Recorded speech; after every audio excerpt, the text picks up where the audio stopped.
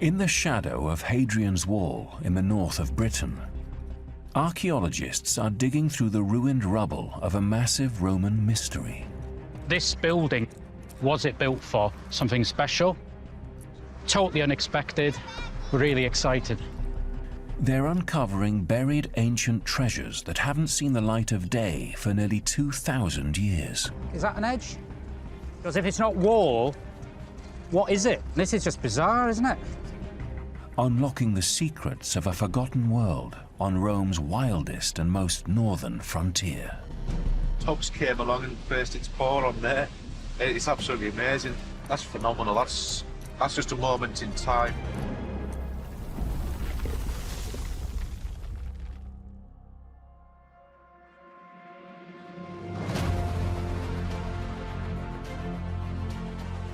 Hadrian's Wall, the biggest structure the Romans ever built. Constructed in 122 AD, it defined the most northern edge of the greatest empire the world had ever seen. This was the final frontier, where Rome's empire ended and barbarian territory began. Hadrian's Wall is fascinating. When you look at a Roman frontier, it's not just about big walls creating a border. It's actually about a dynamic culture, a dynamic landscape. Over 1,000 miles away in Rome, spectacular monuments are lasting testaments to the glory of this ancient civilization. But now teams of archaeologists are investigating the margins of Rome's mighty empire to unlock the secrets of their most distant outposts. The majority of information is yet to come, and that's extremely exciting. They're on a mission to find out how the Romans maintained their far-flung borders and discover what life was like for those at the very wildest edges of the empire. Just by getting their remains, you really can get in touch with the people which were living thousands of years ago. It's like diving into history, and it's really great. On a search for answers, archaeologist Andrew Burley has enlisted an army of volunteers to excavate a massive frontier fort. Known as Vindolanda, it lies just 1 mile south of Hadrian's Wall. Oh, hang on a second. Very crumbly. What you've got there is probably a little silver denarius, a Roman coin. That's going to be really helpful to date the fill that you're working in right now. Andrew is leading the excavation and has lived and breathed this incredible site for his entire life. I'm the third generation of archaeologists on this site, and my family's been involved with Vindolanda one way or another since 1929. Through nearly 100 years of digging this fort, Andrew and his ancestors have made it their mission to pick this site apart, stone by stone. When you look at stones like this around about me, they look like dusty old Roman ruins, but you've got to remember they're populated and built and inhabited by real people.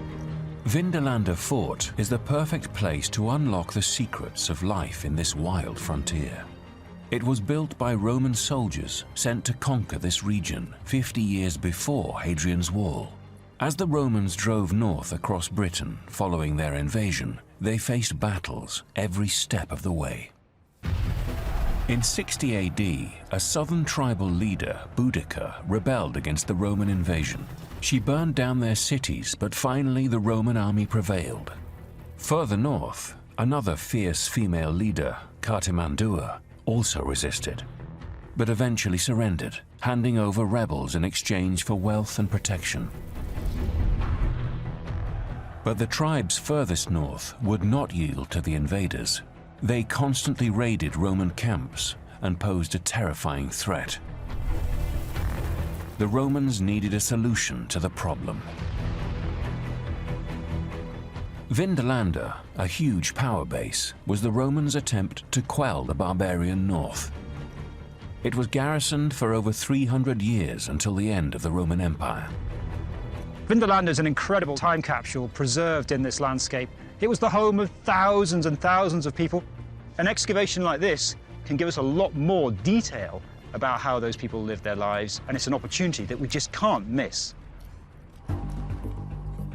Every stone they lift may reveal another clue to the story of those people who lived on this frontier. Andrew and his team of volunteers are now focused on the southwest corner of the site. Right, let's just lift that out and see if there's anything surviving in that lump. It may or may not. I think what you've got there is the copper alloy disease, the bronze disease, and the artifact has basically rotted its way into the soil. That's so frustrating. So you've got a tiny little bit of a brooch, and the rest of it's gone, but it's a good start. I'll go and get a bag for that. Under Andrew's watchful eye, the volunteers are beginning to reveal floors and walls across the site. Can I just have a little peek over here? I don't know, that just sort of tinny sound, yeah. I think you're very close to it there. That's really tight. That's as good as the surface you were working on over there. The emerging walls are evidence of substantial buildings. It's a beast, isn't it? More and more walls begin to appear. Because that wall definitely goes underneath where your hand shovel is. You've got no sign of the wall where you're kneeling, have you? No. Pop those out and see if we've got an edge of a corner. This looks like a complete maze of overlapping walls, but to Andrew's expert eye, it reveals different layers of occupation. We're dealing with hundreds of years of people living on this site. Building after building, popped on top of one another. New demolition, new construction. The evidence at Vindolanda suggests that throughout their occupation of this frontier, even before Hadrian's Wall was built, the Romans constantly had to react and adapt to new challenges. The massive scale of one building is especially intriguing. Where I'm standing, I'm in quite an exciting space. I'm inside a Havre barrack, in one of the rooms, and all this rubble is the collapsed walls fallen inside the rooms. The presence of cavalry shows the strength of the forces stationed here. The Roman army was made up of legions of foot soldiers, but its cavalry regiments were its most powerful fighting force. The most elite horsemen were highly trained soldiers called the Ally.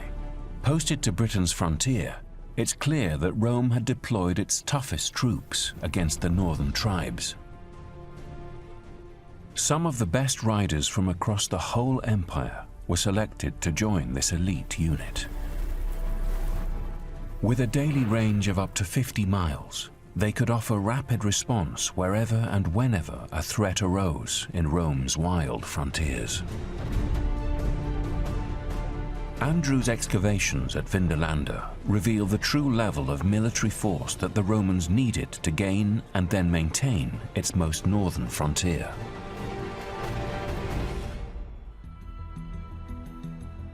Roman frontiers are some of the most exciting spaces in history. It's a contact zone where anything can happen.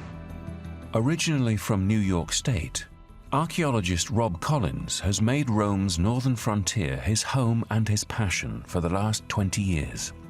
Rob is now investigating the terrain around Vindolanda for more evidence of how the Romans protected themselves at the edge of empire. Looking at this groove through the ground, this is not natural. This is man-made. There's a real sharp V-shaped cut to it, and it runs east and west. This ditch stretches into the distance and runs in exactly the same direction as Hadrian's Wall. Its V shape suggests it's military, and there are other signs it could be defensive. This is incredible. You can see these lumps and bumps, turves of cut grass that have been taken from the surrounding landscape that have been stacked up and actually build a nice big mound behind that ditch. The mound is evidence that this was once a massive turf wall. The fact that they chose to build here in turf might suggest that there was a need for speed for the Romans. Everything they need to build the turf wall is right here in the local landscape. This was a quick fix solution to create a border defense.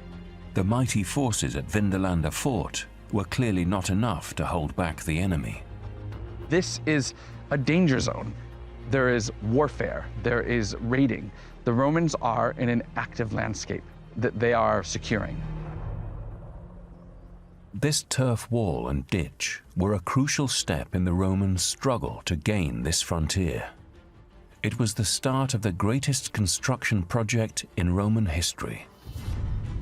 The Romans built Hadrian's Wall after 40 years of intense hostility. It was 73 miles long, up to 15 feet high, and 10 feet thick. It was heavily guarded with small forts at regular intervals and watchtowers in between, manned by soldiers day and night. Running parallel to the wall along its north side, they dug a defensive ditch, and on the south side, strategically placed garrisons held hundreds of soldiers. It's clear that this wild territory was so dangerous it could only be won with a massive wall and a huge military presence. It would take some 15,000 men 6 years to build. Nearly 2,000 years later, its survival is testament to the quality of their workmanship. Rob heads along the wall, scrutinizing every inch of its surface. This is a fairly normal facing stone for Hadrian's wall. But what the soldier that carved the stone also did was carve this phallus in relief. Is fascinating. And in the Roman period, the phallus is a symbol which is used for good luck, for protection. It's the sort of thing that can ward off the evil eye. And so the inclusion of a phallic symbol is a way to activate that sense of protection. It's a rare glimpse into the Roman mindset and a very human reminder of the fear felt by the soldiers as they built the wall and tried to conquer this wild frontier. 460 miles away, in Kalkriese in Germany, on another of Rome's remote frontiers. Sondern holt euch die kleine Handsäge. Die Sandsäcke müssen da weg. A team of archaeologists is also hunting for clues to life on the front line. The Romans marched through this wilderness intent on conquest. Archaeologist Stefan Bohrmeister is on a quest to find out exactly what happened. We want to find out what we actually have on the site. Could it have been a Roman campsite? And we hope to find out this summer. This site covers around 60 acres, and finding a camp is like finding a needle in a haystack. Nothing. Problems of identifying a Roman campsite is that it is just a very short event in time, just installation for one night perhaps. It's not a very strong installation, just very quickly built and not really big firm walls, and this is difficult to detect after about 2,000 years. Centuries of forest growth makes uncovering a lost marching camp a huge challenge. But scanning the ground, it's clear that clues are still buried within the soil, and the team is determined to uncover them. In the forests of northern Germany, It's a metal object. the team of archaeologists is beginning to find what they hope might be the first tantalizing clues of a lost Roman camp. We have here this brownish soil going down here in this V-shaped bottom. It fits very well into the idea of a Roman campsite. The V-shaped ditch is a fast and effective defense. Marking it out with poles, Stefan and his team have followed the line of the ditch, and it seems to surround the area where they are digging. They believe it's strong evidence of a marching camp. In their on-site lab, they analyze hundreds more small metal fragments discovered in the soil. There are a lot of bronze fittings, little attachments like copper alloy buckles. It's a little bit like a big puzzle. We have at least 300 fragments that we need to put together. Conservator Rebecca Koiter painstakingly cleans every single fragment by hand. I'm just selectively under the microscope, cleaning bit by bit. That's quite time-consuming, but it's necessary to not damage the objects any further. As Rebecca removes 2,000 years of dirt and corrosion, the fragments begin to reveal their secrets. We have a breastplate here, and it has some small decorations like a decorative washer, which is worked into a decorative shape. This is the oldest plate armor that is found in such a complete fashion. The breastplate is an incredibly rare find. Once Rebecca has cleaned the armor up, it promises an equally rare glimpse into the life and death of a soldier on Rome's wild frontiers. Just 1 mile south of Hadrian's Wall, at Vindolanda Fort. That's similar, if not the same. Yeah, I think it's the same vessel. I think you're right. Boy, you've got a good sort of mix of stuff coming through. Andrew and his team continue to strip away the rubble, searching for valuable clues about the life of Romans who established themselves on Britain's wild frontier. Can I just give you that? There we go. It's good stuff. How sweet. It's a good start. Right, we'll get that logged in, Amy. Thank you very much. Marta Alberti is second in command of the dig. One of our volunteers has just found this a really nice kitchen knife. It's quite exciting. It's in really lovely conditions. It's really nice to go back in time and think about everyday life of these people and how they sat down to have their dinner or, you know, lie down as Romans do. Soon, another surprising find reveals more of everyday Roman life on this frontier. Gorgeous example. This is a lovely neck of a bottle. You can see the rim right there. The body would have perhaps been globular or kind of a slight pear shape. And this could have been used for either pouring very fancy drinks or more likely as a kind of container of perfumes and other beauty products. Happy times? It's an intriguing find. Perfume was worn by men and women, but probably not by soldiers while battling to defend the border. The team hunts for further evidence that could reveal why such a luxury item was left here in the frontline fort. Back at the Calcresa dig site, the team is carefully excavating a new find in their Roman marching camp. Found here parts of an animal. We can see this tooth and they look like horse. Out of this context and the rest of the stratigraphic profiles, I can say it's 90% Roman. This jawbone is evidence of an animal that could have carried supplies or even a cavalry officer. With a dead horse buried here and Roman armor lying not far away, the story of this marching camp is becoming increasingly intriguing. Stefan joins Rebecca in the lab to analyze the armor in more detail. And this one is very bent. Any idea why it's so sharply bent? This one is the one which is bent like down. So it must have been a blow or something Yeah. like that. The wearer of this armor had clearly been in battle, and recent chemical analysis reveals another, more sinister clue to his fate. We had some phosphate analysis, and they clearly give us the evidence that there must have been a body inside. The forest soil is acidic, so over 2,000 years, the flesh and skeleton rotted away, leaving only chemical traces. It's proof that the soldier who wore this armor died in it and was still wearing it when he was buried in the ground. The team believes there is even more to this macabre story. Right next to the armor, we also found a pair of handcuffs, the one that shackles your hands and your neck. And that's very interesting that we find it in direct neighborhood to the armor. And we think that a soldier might have been shackled there. This gives us the impression that we have here a shackled legionary in his body armor and displayed by the victors. The shocking find suggests that a Roman soldier in full battle armor was shackled, killed, and left to rot in the ground. It's not the image of the invincible Roman soldier that we are used to. But it does align with ancient written accounts of a catastrophic event that happened here 2,000 years ago.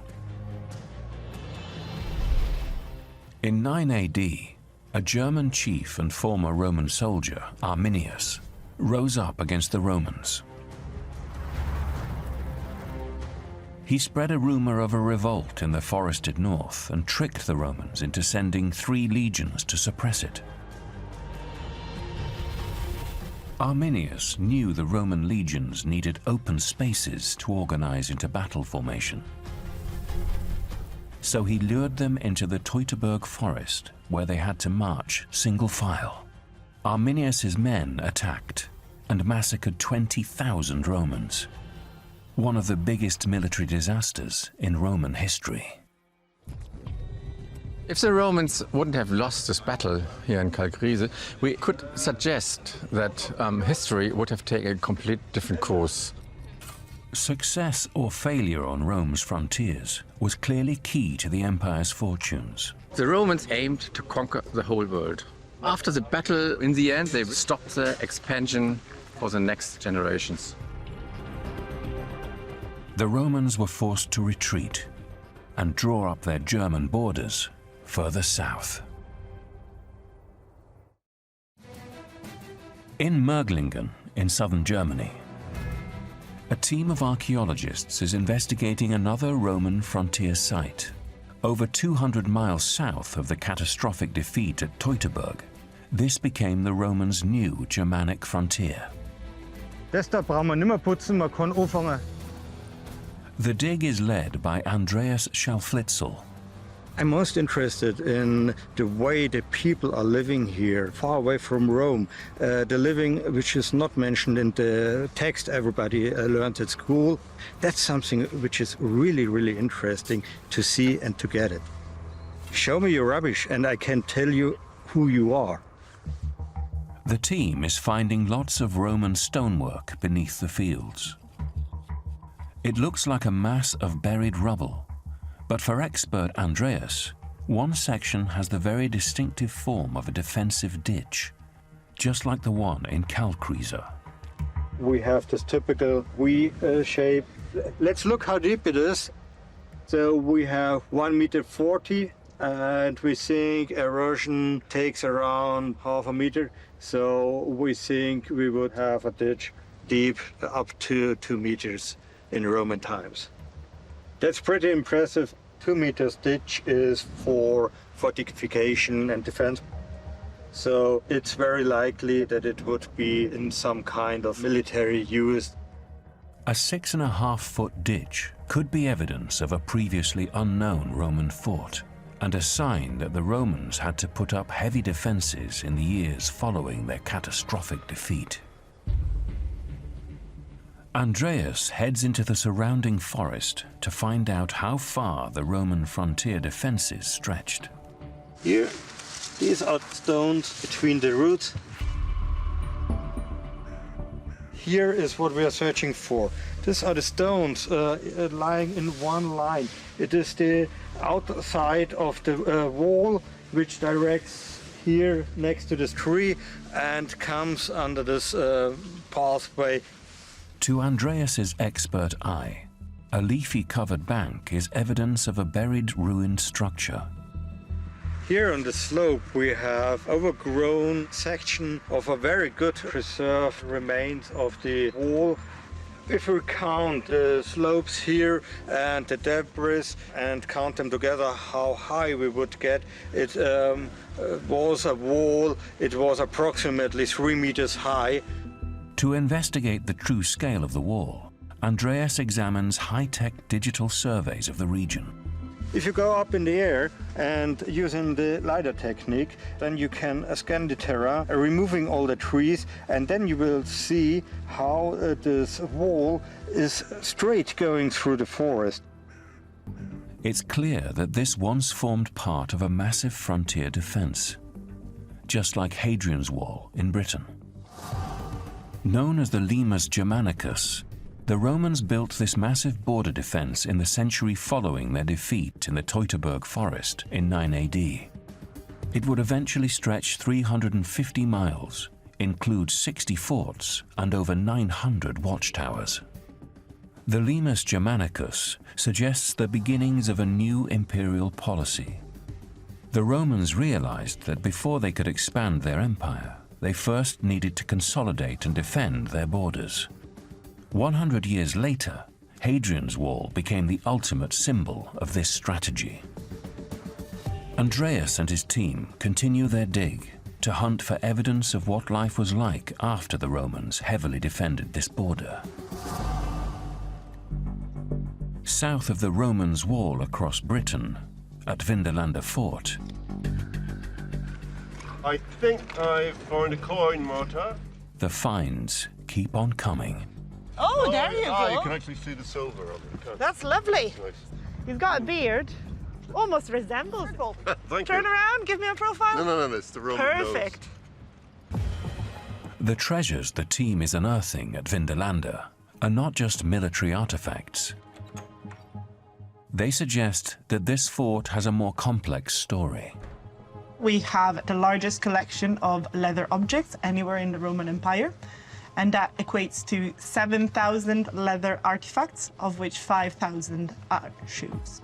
Organic material like clothing normally decays and is lost to the archaeological record, but these items are incredibly well preserved. Things have been buried so far down and covered with so much debris and so much clay that oxygen from the outside world does not penetrate those deeper layers. This means that objects made of leather survive really well. These objects offer fascinating insights into the lives of the fort's inhabitants. This is a very elaborate gentleman's shoe, and it's got lovely cut out leather uppers. If we turn the shoe around, we can see a pattern of hobnails. Hobnails are very useful in muddy places like Vindolanda because they allow for a better grip. This is an amazing glimpse of a shoe actually worn by one of Rome's frontline soldiers. But it's not the only type of footwear here. So if we look at this shoe, it's much smaller. And we think it's a lady's shoe. If this is indeed a lady's shoe, then we've got contemporary occupation of the fort by both soldiers and women. And the collection reveals something even more extraordinary. We've got interesting evidence right here of children's shoes. Very, very nicely decorated upper, some nice lattice work. The reason why shoes are so exciting to make is that they bring you really close to the wearer. You can imagine a child running around in this rather sophisticated footwear, or maybe it's raining and you want to put on a more closed boot like this one. Finds like these help archaeologists piece together what life was like for those living at the furthest reaches of the Roman Empire. When Roman soldiers arrived here in about 85 AD, they rapidly built a fort of earth and grass turf. Along the top, they added a wooden parapet and watchtowers. Under constant threat from the locals, they had to strengthen its defenses, finally opting for a stone rampart. This formed a defensive wall, completely surrounding Vindolanda. And the finds prove it wasn't just a massive fighting force stationed here. The soldiers' families lived here too, in a settlement alongside the fort. As Andrew and his team dig deeper, they discover more surprising evidence about these communities. This here is a semicircular curve coming through, probably for a wattle and daub building. The curved shape means that this is no ordinary Roman house. So we've got local architecture coming in here, which is fantastic to see. But what on earth is it doing inside a Roman fort? In Merglingen, southern Germany, Andreas and his team are uncovering more evidence of the Romans who lived by the Limus Germanicus, the massive border wall. You see here mortar on the stone. As more of the buried evidence is unearthed, Andreas discovers some unusual stonework. Here we have a structure, and you can see here some stones which were standing upside. It could be a foundation for a statue. Statue bases like this are not usually found in military forts, so Andreas now suspects this is evidence of a very different building here. With the other evidences we have by now, it could be part of a sanctuary or of sacrificed space taking place here. Sanctuaries were built throughout the empire for citizens to worship emperors and gods. Finds like this add to our understanding of life at the fringes of empire. They show these weren't just militarized zones. Roman civilization and culture also took root behind the protection of these border walls. In Carlisle, on the western wing of Hadrian's Wall. Is that an edge? Because if it's not wall, what is it? And this is just bizarre, isn't it? Archaeologist Frank Jecko is leading an excavation to discover the extent of the Roman presence here. Oh, it's an incredible opportunity. Carlisle has always had a strategic location. It controls the crossing point between basically present-day England and Scotland. It's always been a key place. Carlisle was once the site of the biggest fort on Hadrian's Wall, but its Roman heritage is almost completely buried beneath the modern city. If we've seen 2%, I'd be amazed. Probably we've still got, 98% of Roman Carlisle to find. So plenty more secrets, I'm sure, to be revealed on this site. After painstakingly removing the topsoil, the team is rewarded with some tantalizing glimpses of life 2,000 years ago. That's going to be a door, hasn't it? Yeah. That's been not quite set, and a tubs came along and burst its paw on there. It's absolutely amazing. These clay tiles were made locally and clearly left out in the open air to dry. I've just noticed this, the prints of a deer that walked on it when it was laid out to dry before it was fired. So that's a little moment in time captured forever. As the team excavates, it's finding lots of these clay tiles. Many are neatly stacked in columns, exactly as the Romans left them. Frank thinks it's a surefire indication of the structure they've discovered. These clay pillars would have supported the underfloor heating for the bathhouse complex. So we've got fragments of floor, the walls, the ceiling, this just massive jumble of material. But it's incredible for us archaeologists because it's just a snapshot in time that is preserved there. Communal bathhouses were a staple of Roman life. Grand examples survive in Rome and Pompeii. Soldiers also enjoyed this luxury in smaller versions inside their forts. But a bathhouse of this scale in a garrison town on Britain's frontier is surprising.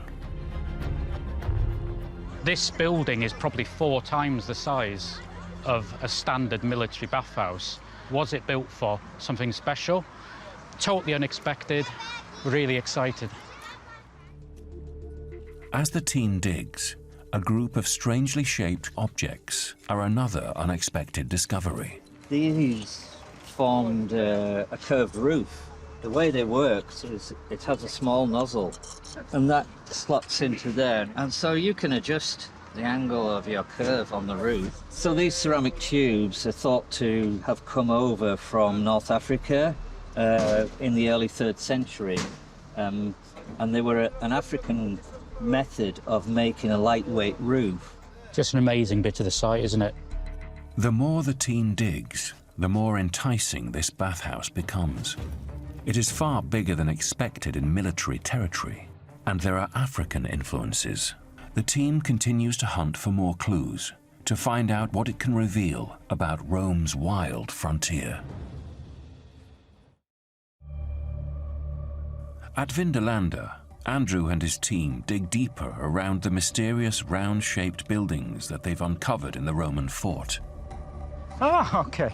We've got a black stain curving around in the soil here, and it's circular, so it's got to be a roundhouse. You can just about make out the curve just beyond it there of a stone wall coming through, and that's the stone version of the timber version we're looking at here, where we've just got the stain. The 2 roundhouses are not expected in a Roman fort. The Romans don't build roundhouses. The native Britons do, but the Romans don't. As the team continues to dig across the site, more evidence of these mysterious roundhouses emerges. There's a curve there, isn't it? Ooh. It's possible we have another circular hut coming through. The site is covered with a whole village of British roundhouses. They seem to be contemporary with the fort.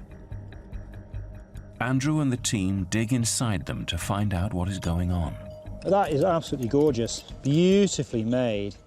And finally uncover a clue. It shows you the sort of preservation, this part of the site.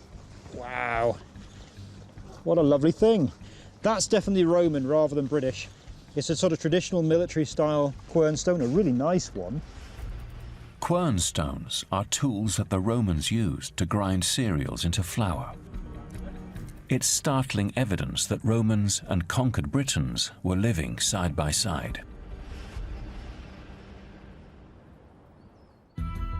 In Carlisle, 25 miles west along Hadrian's Wall, archaeologists investigating the massive lost bathhouse analyze their finds in the digs lab.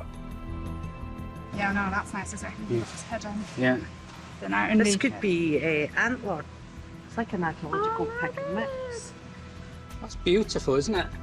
They hope to find clues to why such an enormous bathhouse was built here. They meticulously sieve and scrutinize every bucket of earth from the excavation to make sure they don't miss any tiny treasures. It looks like two hands of plenty. Is it a figure though? Yeah, it is a figure. It's a person with a hat on. Objects like this small jewel probably fell out of a ring or brooch while its owner was bathing. It's good evidence that this was not a military bathhouse, and its bathers were a little more genteel. Frank and the team think that clues on the tiles hold the key to why such a grand bathhouse was built here. So we've got these, the stamp, I and P. So we've got the I, we've got the M, and we've got the P for imperator. In ancient Latin, imperator means emperor. These tiles have the emperor's personal stamp. Just the word imperator, it's not a legionary tile or an auxiliary tile. Yeah, this is exactly. the imperial court, and that's the thing that makes this building, you know, other than the size and where they've come from, this little stamp here. Yeah. It's what makes it so special. Yeah. Special. The inscription suggests this bathhouse may have been an imperial building, built as a personal gift to the city from an emperor. It's an incredible discovery, and suggests that the emperor himself was taking a keen interest in this frontier. Frank believes further clues reveal the identity of this emperor. We've got the inscription that's likely to be his wife, you know, Julia Domna. Julia Domna was the wife of the Roman emperor Septimius Severus. Suddenly, the presence of a massive bathhouse with African tiles is beginning to make sense. In the early 3rd century, African-born emperor Septimius Severus came to Britain to rule the Roman Empire from York. He strengthened Hadrian's Wall and its forts, and built granaries to supply campaigns even further to the north. The garrisons alongside the wall were transforming from military bases to communities and villages.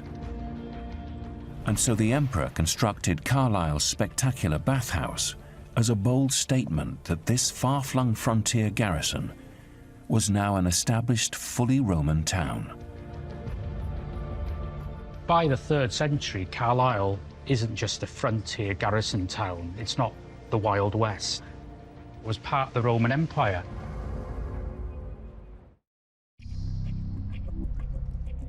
On Hadrian's Wall, Rob is heading to one of the 80 small forts which the Romans built at regular intervals along its length.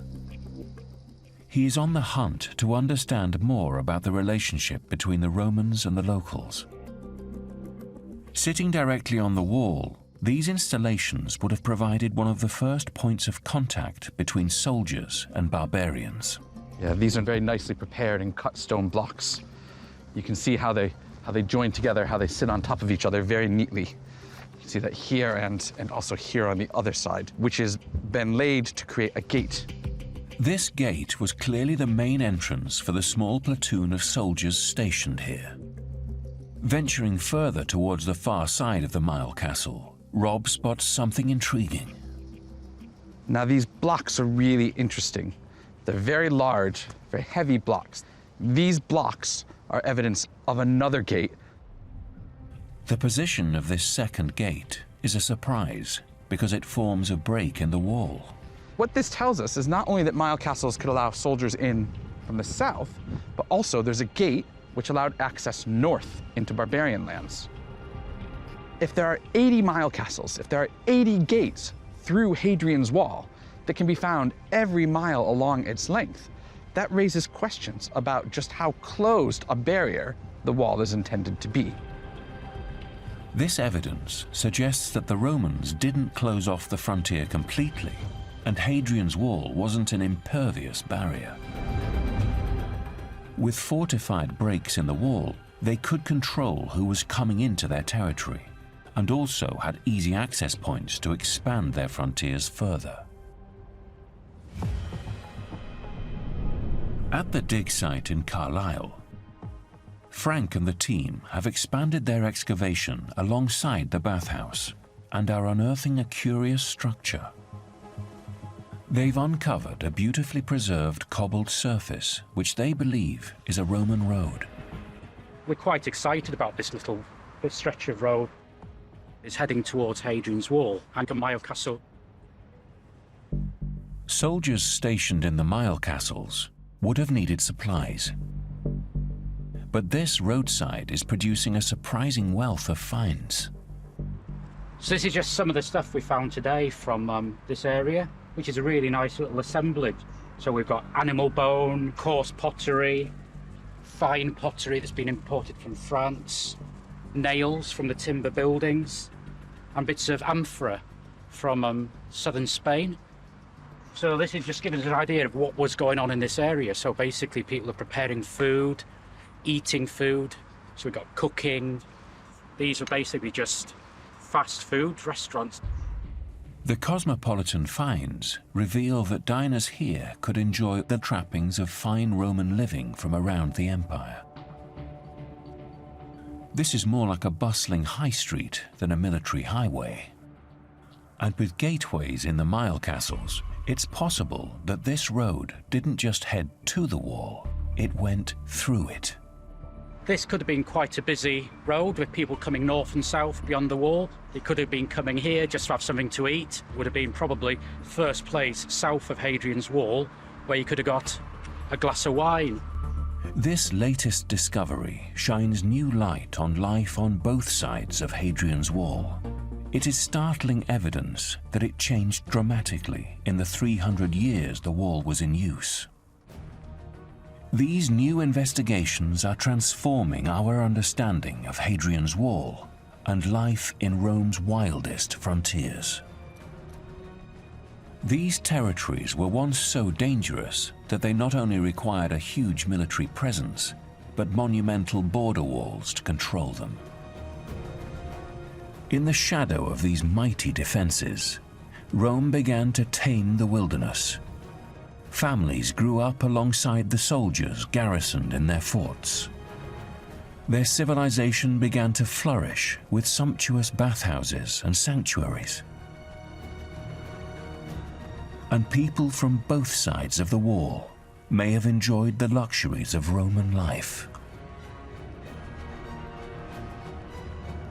It'd be very easy to dismiss frontiers as the edge of empire, not something that's really important to an emperor sitting in Rome. But actually, it's exactly the opposite. Frontiers are about securing the peace of the Roman Empire. Without the Roman frontiers, we would not have the Roman Empire.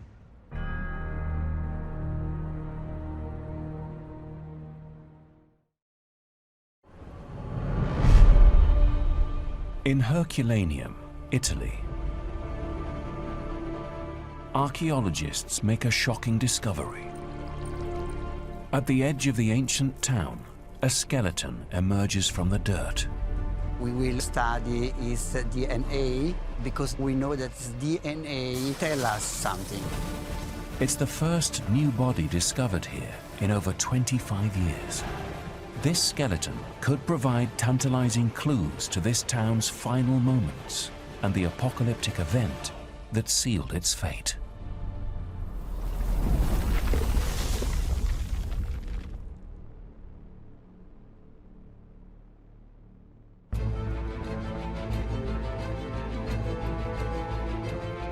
In 79 AD, the Roman world experienced one of the greatest catastrophes in known history, the eruption of Mount Vesuvius.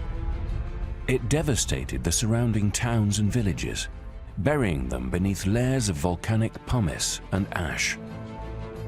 Pompeii, on the volcano's southern slope, was destroyed and is famous for its crushed homes and bodies frozen in time. But nearby, on Vesuvius's western slope, lies a lesser-known town, Herculaneum. Buried 4 times deeper than Pompeii, it has survived in extraordinary condition. Today, a team of archaeologists, geologists, and forensic anthropologists search for clues to uncover what happened to Herculaneum and its thousands of residents, to piece together the final deadly 24 hours of the eruption. There is something just so special about this site. It's a little jewel. Archaeologist Andrew Wallace Hadrian first visited this ancient town as a teenager.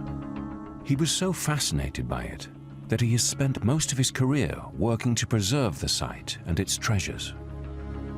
We've only excavated something like a quarter of the site of Herculaneum. There is still stuff to excavate. Archaeologists have discovered some of the best preserved buildings in the Roman world here. Andrew searches the site, looking for evidence of the ways in which Herculaneum's fate differed from Pompeii's. Isn't this place absolutely stunning? Up above us, you can see that there's a second floor. This is something you get in Herculaneum. Pompeii is kind of decapitated by the eruption. You've just got the ground floor. And now we can see, there's a whole life going on up above us. Rooms above here and above there. Dozens of the houses in Herculaneum have beautifully preserved walls and upper floors. And there's more. Over here, we've got what has to be a bedroom. You know it's a bedroom because for once, you've got a bed in it. In Pompeii, you don't find beds. They disappear. They were made of wood. In Herculaneum, the wood is preserved. Artifacts like this are exceptionally rare, making this town an ancient treasure trove. Over here, we have this glorious wooden screen, which enabled you then to close off this room. Obviously, this is cased in glass and metal, but in there is the original wood of the screen, stunningly preserved. The wooden bed and screen are blackened by the eruption, but remarkably, they are still intact. They probably had wooden screens in Pompeii too, but gone. Here, one of many wooden details that get preserved. Beams, shutters, all sorts of stuff. At Pompeii, just over 8 miles away, the eruption incinerated wooden objects. This stark difference suggests that the volcanic eruption hit Herculaneum in a very different way. To uncover how these wooden objects have survived, the team needs to continue their investigation of the town to find out what happened on the day Vesuvius erupted.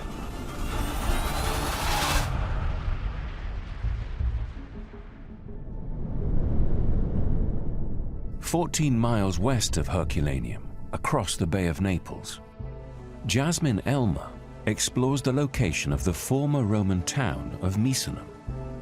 Jasmine wants to investigate 2 ancient letters written by someone who claims to have witnessed the volcanic eruption of 79 AD from here. It's such an amazing treat to have letters like this that survive. We have so few eyewitness accounts from the ancient world, let alone of something so catastrophic. These letters are just 2 of hundreds written by a Roman known as Pliny the Younger. In Pliny's letters, we have an account of what he calls a clade, a catastrophe, a disaster that happens, and seeing what he calls an unusual cloud of size and appearance. The letters recount that 17-year-old Pliny was in Misenum with his mother and his uncle, a naval commander also called Pliny, when they noticed a dark cloud to the east.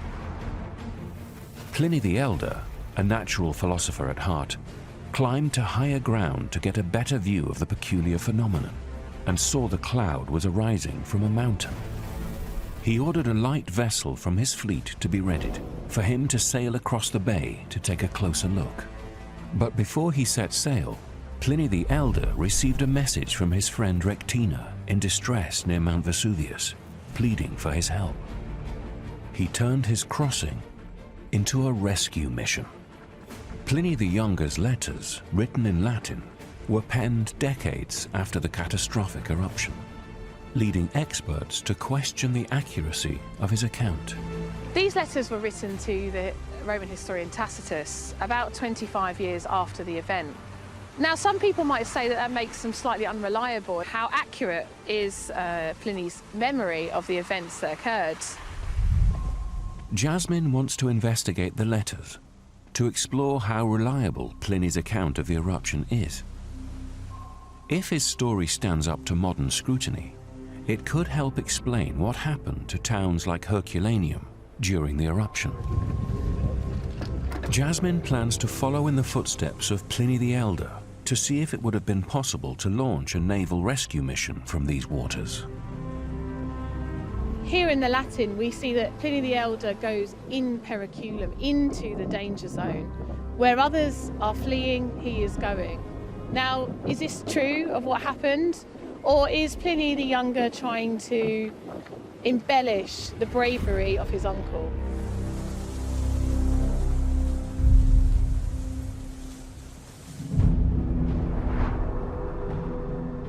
Today, the ruins of Herculaneum lie just inland, but due to land movement and sea level changes over 2 millennia, in 79 AD, Herculaneum was right on the coast.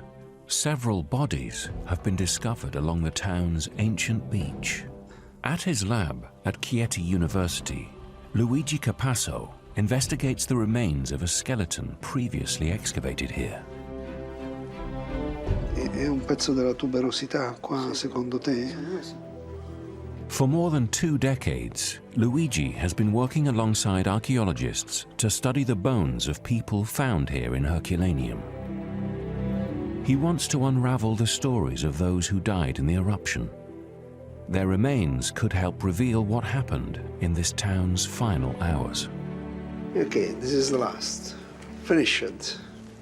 We have a near complete skeleton of a man, probably 40-45 age. This skeleton shows many traces of trauma that occurred before death. For example, the left femur shows a previous injury that caused new bone formation. We have the traces on the face. This trauma is due to a violent impact with a very hard object. This evidence suggests the man led a violent life. Further clues uncovered alongside him shed more light on his story. When his skeleton was excavated, archaeologists discovered a bag containing a blade, characteristic of an ancient Roman woodworking tool.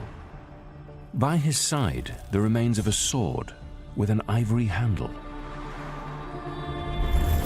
He carried 14 coins of silver and gold, a sign he was a wealthy man.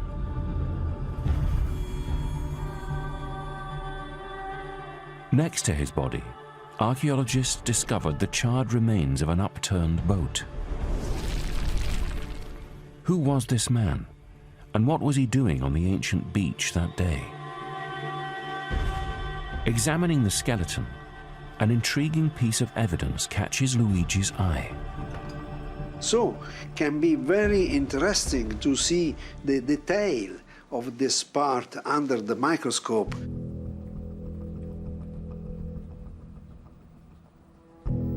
This very strange combination.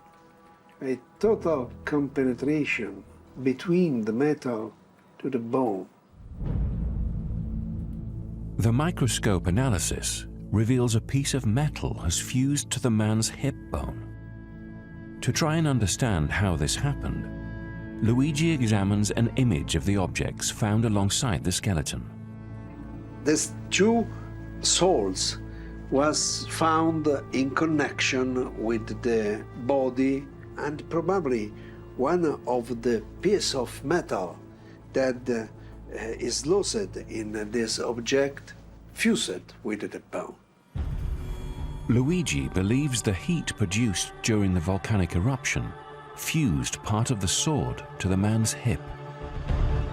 This evidence offers Luigi a clue to the man's identity. The archaeological evidence, such as the souls, fit with the evidence of previous injuries. So we can conclude that this man was a soldier. The elaborate design of the sword and an ornate belt suggest he wasn't a regular soldier. He was likely a high-ranking Praetorian guard.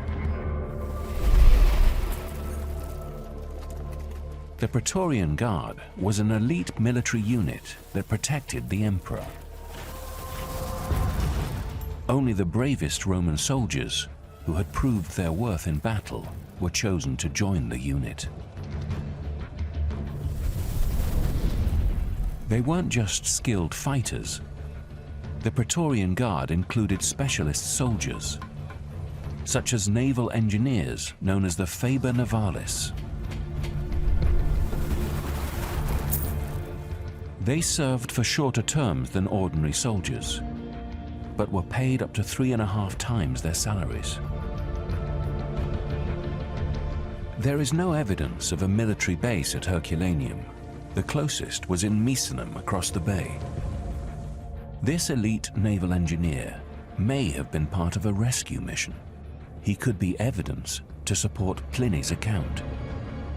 Analysis of the boat discovered next to him could yield more clues.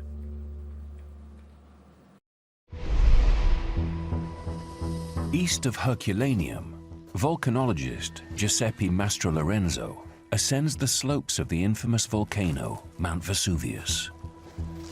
He's looking for evidence that could help shed light on the sequence of volcanic events that took place during the 79 AD eruption. Okay, now I can see the hot spot. Mount Vesuvius lies just 5 miles from Herculaneum and is still an active volcano. Normally, visitors to this iconic spot can't go further than the outer rim. But Giuseppe has studied Vesuvius for over 30 years and has been granted permission to descend into the crater. This is a monitoring station used for monitoring the CO2 which is emitted from the ground. Monitoring stations are dotted around the crater. They detect any sign the volcano is heating up. Beneath here, there is a very wide magma chamber, and we must detect any change which can be a possible indicator. Giuseppe uses a digital thermometer to check today's surface temperature. Okay, it is relatively low. Well, the temperature in this area is less than 30 degrees Celsius, which is normal in this period. There have been no changes. You are safe here today. Safe to proceed with his investigation of the volcano, Giuseppe continues along the crater's edge. In 79 AD, this area was completely different. So there was not this crater, which has been formed in the last centuries, but the eruption started from some place around here. During the eruption, some 12 million tons of volcanic ash and rock was propelled into the atmosphere every minute. During this phase, the first eruptive column was formed. This column is an increasing column of gas and particles, which can reach the elevation of about 35 kilometers. 3 times the maximum elevation of an aircraft. This giant column of ash aligns with Pliny the Younger's account of seeing an unusual cloud arising from the mountain. On the ground, Giuseppe spots a clue to what happened next at the nearby towns of Herculaneum and Pompeii. These rocks are about the size of the pumice fell in Pompeii. The particles were blown by the wind to the east, toward Pompeii. And so a fallout of particle occurred and lasted for hours and hours. Expert analysis of pumice and ash deposits has revealed a northwesterly wind blew the cloud of volcanic debris away from Herculaneum and over Pompeii. The burning hot rocks and thick ash rained down on Pompeii, causing roofs to collapse, crushing and killing those sheltering in their homes. Herculaneum, located to the west of the volcano, and its population of more than 4,000 people, were initially spared from this rocky fallout. People in Herculaneum observed this giant column. I think they were terrified. The northwesterly wind saved Herculaneum from the bombardment that hit Pompeii, allowing time for escape and for Pliny the Elder to launch a rescue mission. To uncover what happened next to Herculaneum and its remaining residents, Giuseppe needs to investigate the layers of volcanic debris inside the town. Off the coast of the ancient town of Misenum, Jasmine continues her hunt. She's searching for evidence to corroborate Pliny the Younger's account of his uncle's rescue mission. Pliny the Elder orders some quadriremes, some Roman military ships, to cross the Bay of Naples with him at the helm. Pliny the Elder's fleet sets off from Misenum and heads towards the base of Vesuvius. If Pliny had ships at his disposal to launch a rescue mission, there must have been a harbor somewhere nearby. Jasmine searches the bay for any evidence of one. Rounding the coast, she spots something intriguing. You can just see over there one pillar that reaches out above the sea. It's quite amazing that we can see that. Pillar have a few functions. One is to mark the edge of the harbour, but also to provide protection from the waves coming in from the Bay of Naples. The upper part of this structure is modern, but it sits on a characteristically Roman base. Using satellite imagery, remnants of other pillae are visible beneath the surface. They are unmistakable proof of 2 Roman breakwaters here, marking the entrance to a vast military port that housed a unit of Praetorian guards. You can see how large it is, and it gives us a great understanding of how important this harbour truly was.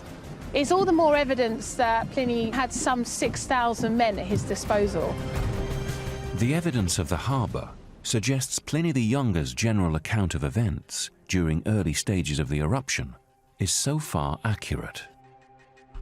Pliny the Elder could have launched his rescue ships from here. To continue to explore the truth behind the letters, Jasmine next intends to retrace the fleet's route across the bay towards Herculaneum.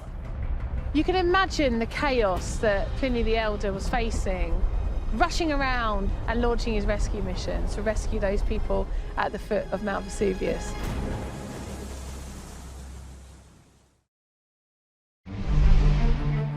At Herculaneum, Andrew wants to examine the fragile remains of the wooden boat discovered next to the Praetorian Guard on the ancient beach. It could help determine if he was one of Pliny's men. So here, we've got this extraordinary thing. At Herculaneum, wood survives, wood is preserved. And that meant that this is the only example of a boat found in Pompeii and Herculaneum. The high-tech support cradle gives Andrew the chance to study the boat up close. If you look carefully, you see that there's no room for a mast. So that means it's got to be rowed. This is a big boat. Some think this rowing boat is a simple fishing vessel, but it's big enough to hold at least 8 people, and Andrew believes its size is a clue. If Admiral Pliny has said, right, we're going to rescue the people of Herculaneum, it makes sense to send out a boat of this size. So I would like to think that this is part of the rescue mission. The discovery of the Praetorian Guard's skeleton next to the large boat is strong evidence that Pliny did launch a rescue mission, as his nephew later claimed. This Praetorian made it onto the beach, but didn't make it out alive. He died a horrific death, in heat so powerful it melded his sword to his bones. To uncover exactly what happened here, the team must continue the search for more evidence.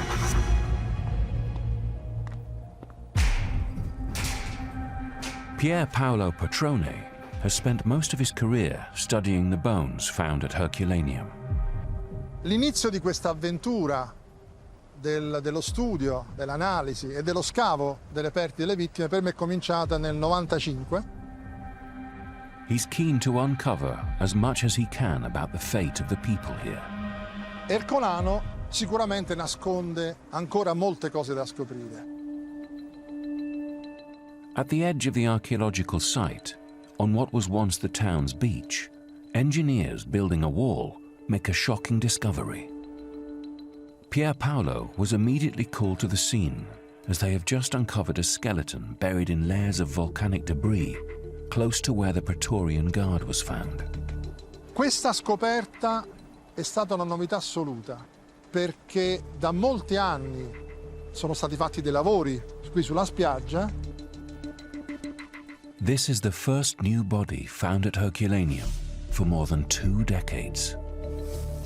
Pier Paolo uses a low-pressure water jet to carefully wash away surrounding debris and expose the bones for an initial examination.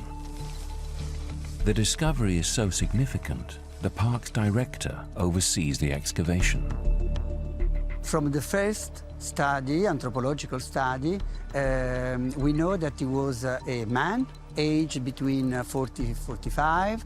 We will study his DNA because we know that his DNA from all these victims tell us something.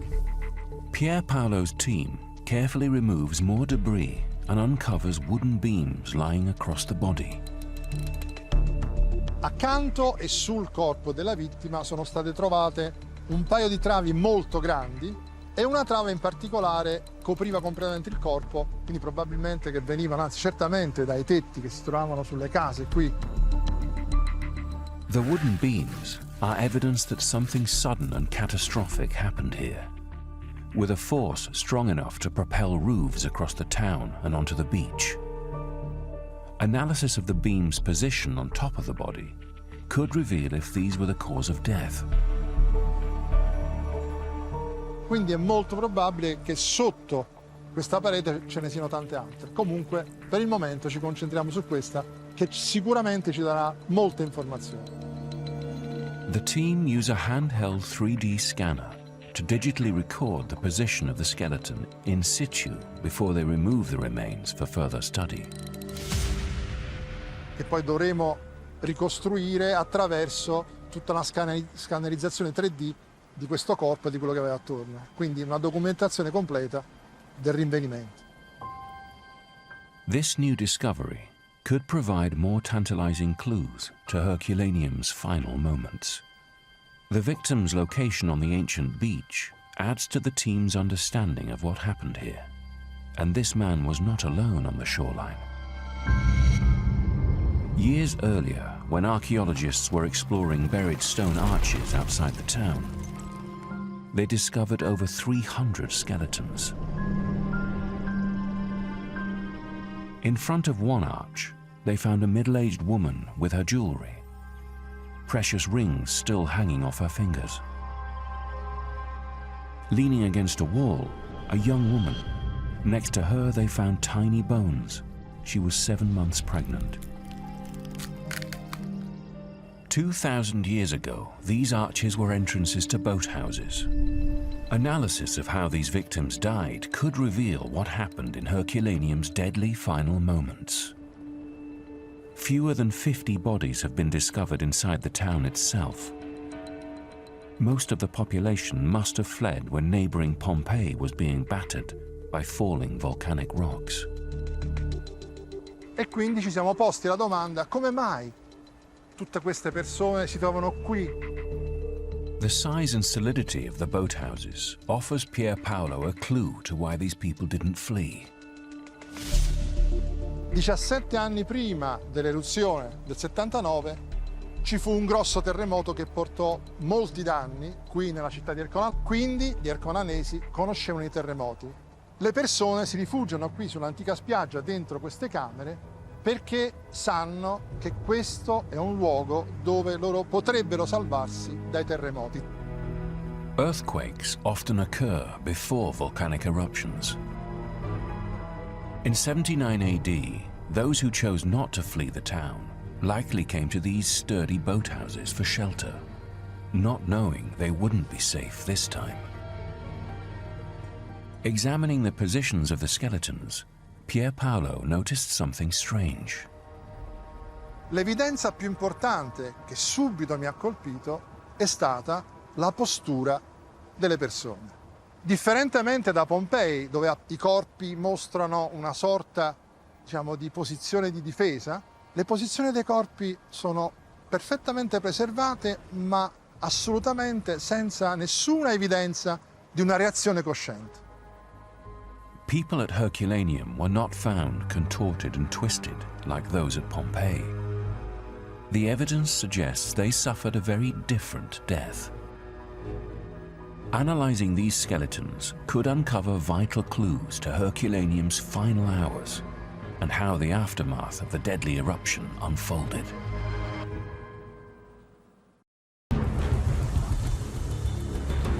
On a boat in the Bay of Naples, Jasmine is tracing Pliny the Elder's reported route from the ancient harbor towards Vesuvius.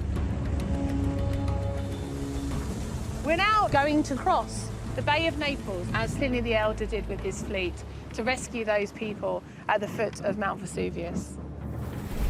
According to the ancient accounts, the rescue ships headed towards Herculaneum, straight into the danger zone, with Pliny the Elder aboard, observing the eruption.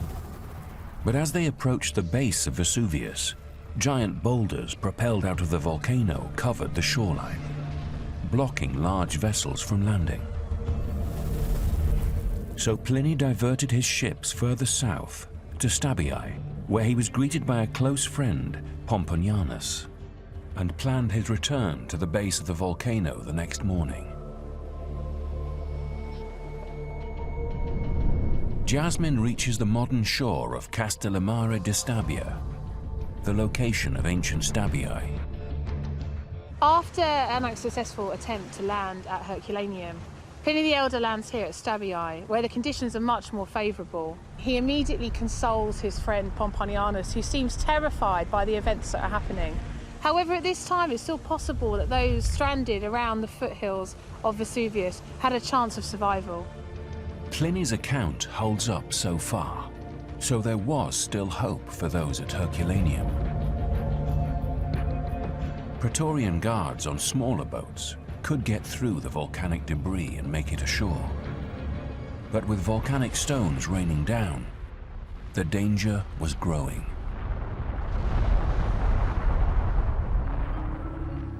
In his lab in Naples, Pier Paolo continues his investigation of how the people in Herculaneum's boathouses were killed. Questo è il cranio di un maschio adulto che è stato rinvenuto all'interno del fornice 10, dove c'erano molte persone, 30-40 vittime. Examining the shattered skull, he notices some unusual markings. Ciò che è interessante è la carbonizzazione interna e anche esterna del cranio, cioè hanno varie fratture da calore, come si vede chiaramente qui questi margini anneriti con tagli netti dell'osso. The clean fractures and charred edges reveal this skull wasn't broken by an external force like falling rocks or a collapsing roof. The evidence leads Pier Paolo to a much more extraordinary conclusion. Quindi questo è un cranio chiaramente esploso, quindi qui c'è stata un'ebollizione della massa cerebrale, quindi un aumento della pressione intracranica, un'emorragia che causa la morte istantanea. The cause of death is swift and gruesome, and is not the only shocking evidence he finds. Analysis of a jaw also reveals a strange discoloration on the bones.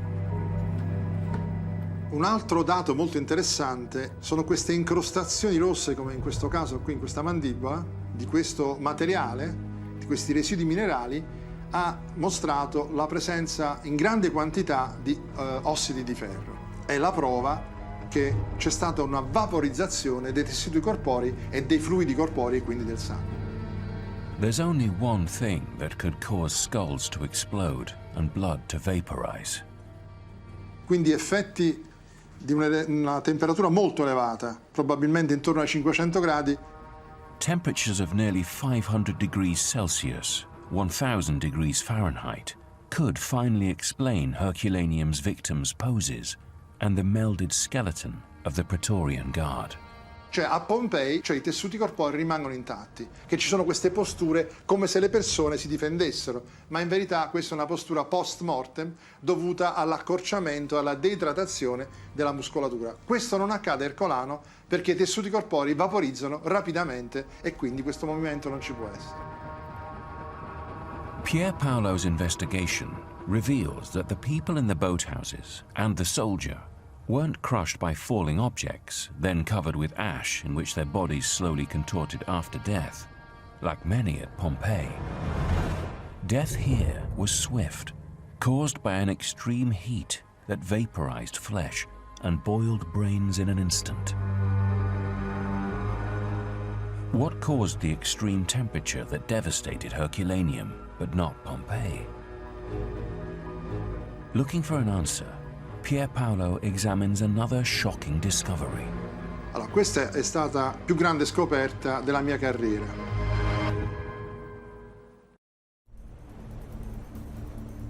At Herculaneum, Andrew is investigating an incredibly preserved structure in the center of town.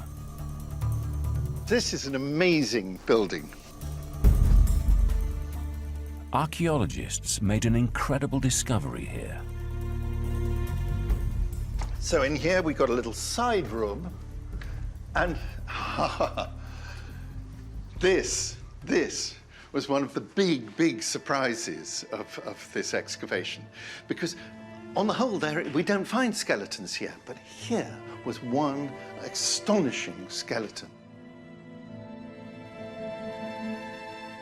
Very few bodies have been found in Herculaneum, other than those at the boathouse. The man discovered here had his flesh vaporized just like them.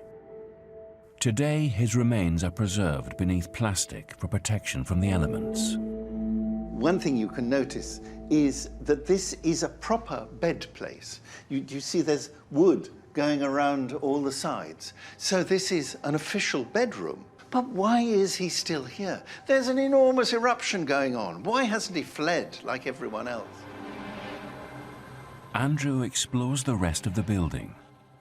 Clues to this man's identity could explain his gruesome death.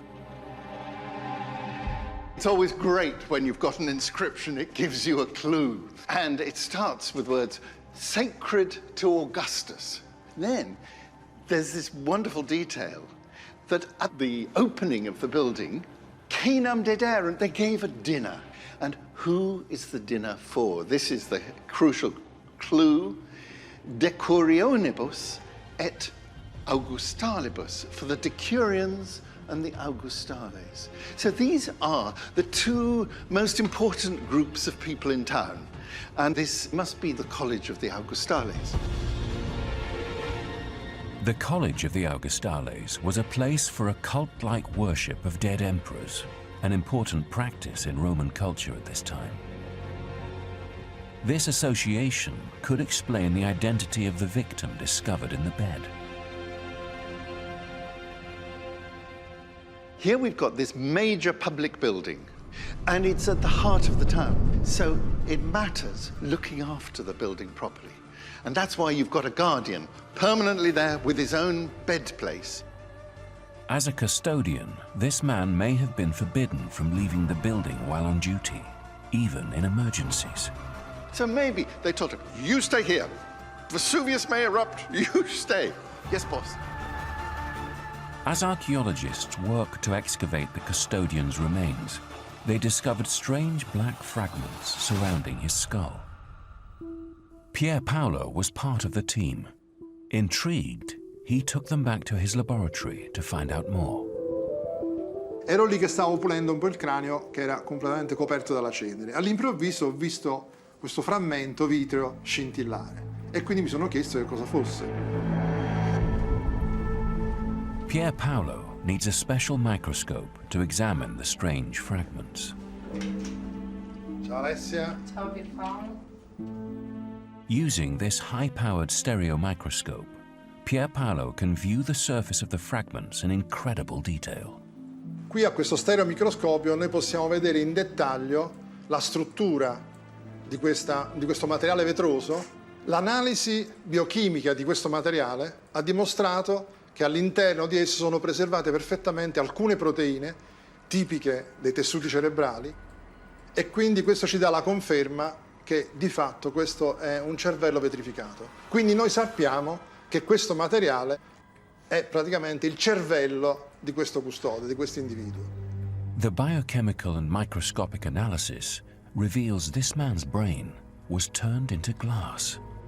It's evidence a strange phenomenon hit the town.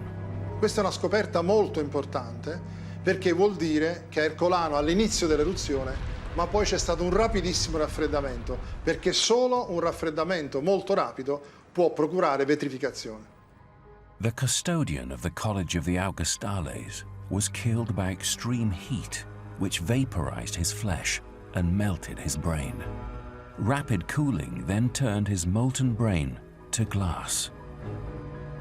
Analysis of the volcanic debris at Herculaneum could finally explain what caused this extreme and deadly heat. 10 miles south of Herculaneum, in Castellamare di Stabia, Jasmine's continuing her investigation of Pliny the Younger's account. According to his letters, this coastline is where Pliny the Elder took shelter for the night. It's during his sleep that things really take a turn for the worse at Vesuvius. Pliny tells us that there is cinere, ashes, mixtisque pumicibus, which means mixed with pumice, vastisque tremor, it means very, very big tremors are happening at this stage. So now we're entering a very violent stage of the eruption. Fearing for their lives, Pliny the Elder and his friends fled Stabii, with pillows strapped to their heads, to protect them from the falling stones and cinders. They headed down to the shore to see if they could escape by boat, but found the sea too violent to set sail. According to Pliny the Younger, his uncle, out of options, lay down on a sail and suffocated to death from toxic volcanic fumes. The drama of the letters here is really clear. We simply are told corpus inventum, that his corpus was found the next day on the beach. Modern science has proven volcanoes release gases such as sulfur dioxide and carbon dioxide, which can be harmful to humans. Inhalation of these noxious gases could have played a role in Pliny the Elder's death at Stabii. Jasmine's investigation reveals that Pliny the Younger's accounts of events following the eruption appear accurate. As a piece of literary evidence, these letters are amazing. His accounts are really very accurate if we connect them to the archaeology. But we also learn about what happened to these individuals in intense and graphic detail.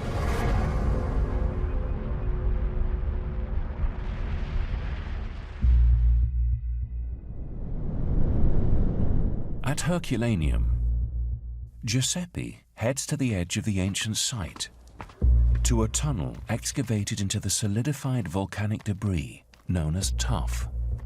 So now we are inside this tuff. He's hunting for the conclusive evidence of what deadly phenomenon struck this town. Locked within the tuff, Giuseppe spots the clue to what happened here. As you can see here, we have a wood, carbonized wood. And this indicates that there was no air, no oxygen. The natural phenomenon that struck Herculaneum consumed all the oxygen in the air. Without oxygen, wooden objects couldn't burn. Instead, they were turned into carbon. This explains the remarkable preservation of the wooden screen and bed. Giuseppe heads outside to continue his investigation. You can see these tiles and bricks transported, engulfed, and moved as a cloud, but with very high temperature. It is the killer pyroclastic surge. Giuseppe's investigation shows that the deadly phenomenon that destroyed Herculaneum was a giant cloud of searing hot gas and ash that came crashing down the volcano's slopes. It's known as a pyroclastic surge. Around noon, Mount Vesuvius erupted, hurling ash, pumice, and toxic gases more than 20 miles into the atmosphere. The following day, the cloud of gas and ash collapsed and barreled down the sides of the volcano. The 1,000-degree Fahrenheit wave hit Herculaneum in less than 5 minutes and blasted the flesh off people's bones. Those left of the town were killed in an instant. After several waves of pyroclastic surges, Herculaneum was buried under 82 feet of debris.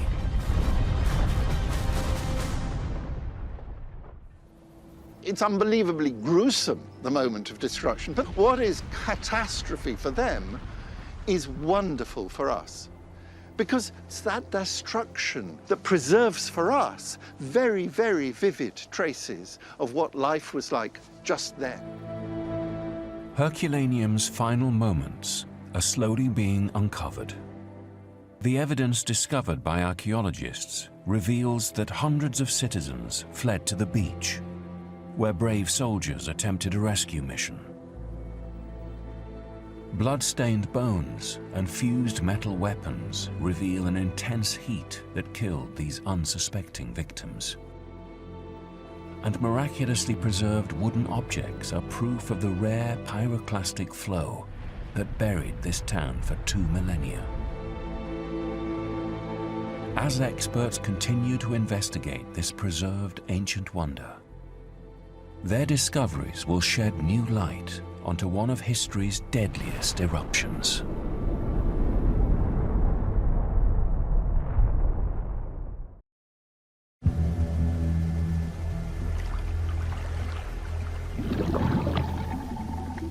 Okay, there we go. All right, start moving the boat, please. Request 6 meters 020. Off the coast of Sicily, maritime archaeologists have discovered a mysterious artifact on the seafloor. It's incredibly exciting to be able to see this sitting here after more than 2,000 years. It may reveal clues about a fierce naval battle that completely changed ancient Rome's history. We have liftoff. I'm hoping it comes up in one piece.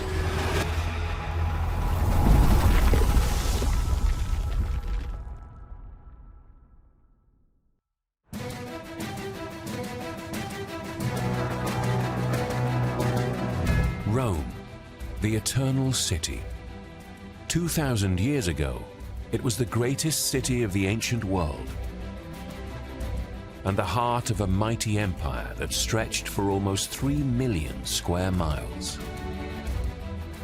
Today, teams of archaeologists dig Rome and its empire, searching for clues to understand how this city rose to dominate so much of the ancient world.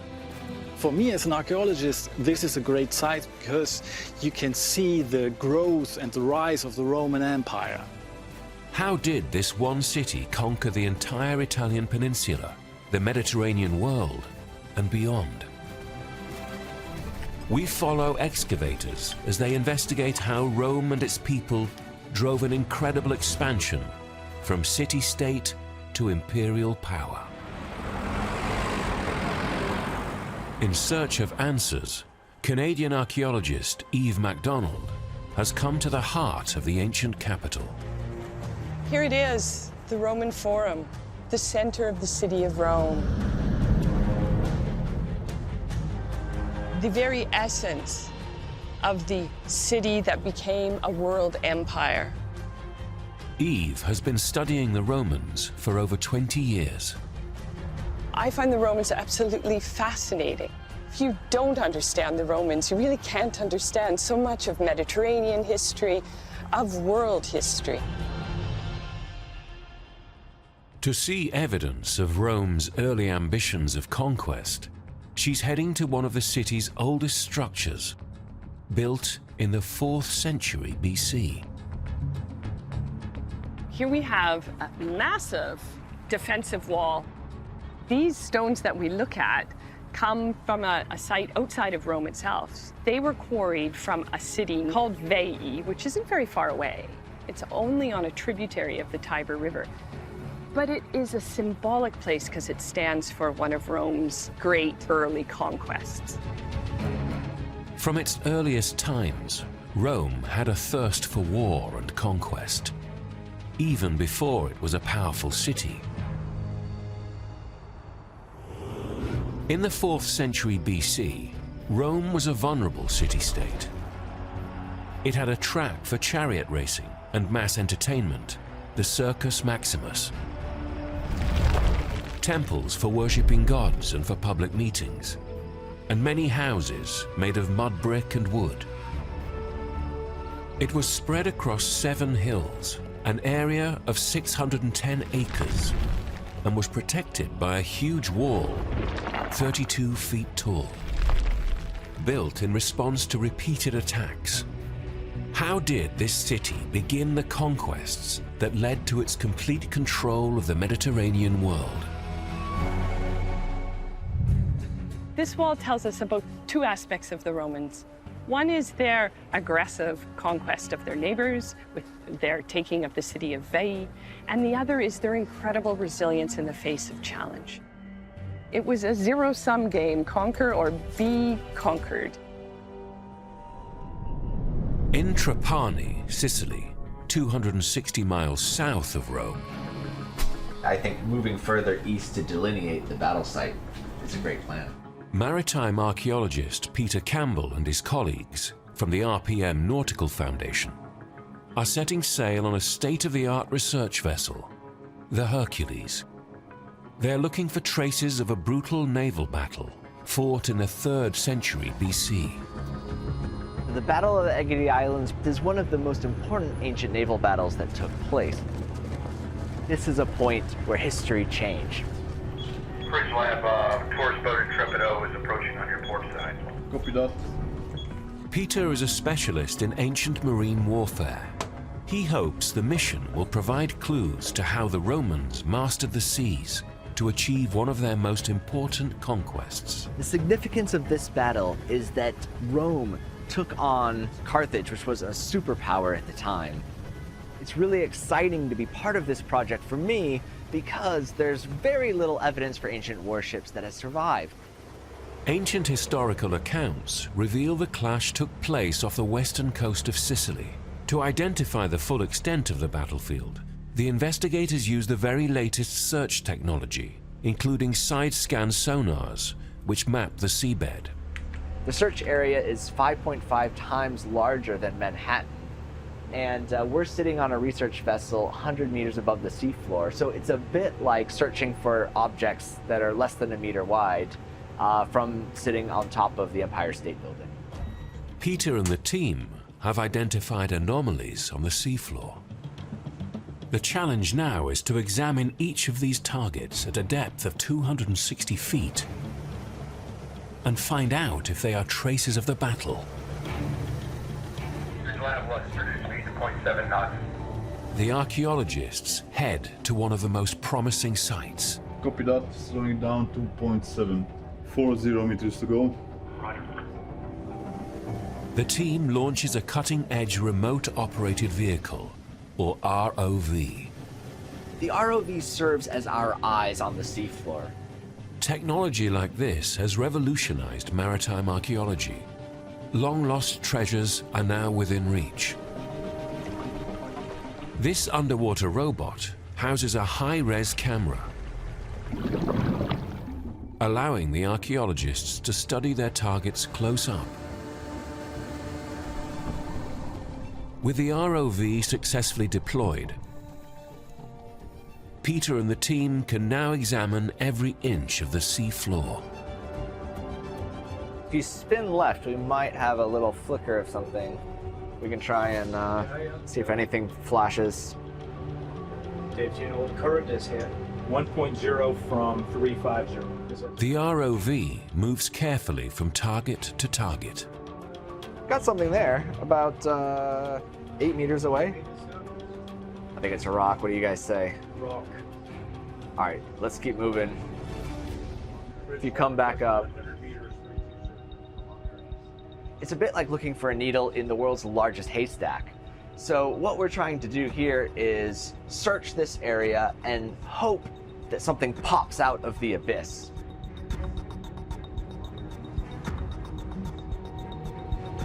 Visual contact. Suddenly, the image on screen gets everyone excited. Bridge lab stop. Large visual contact here.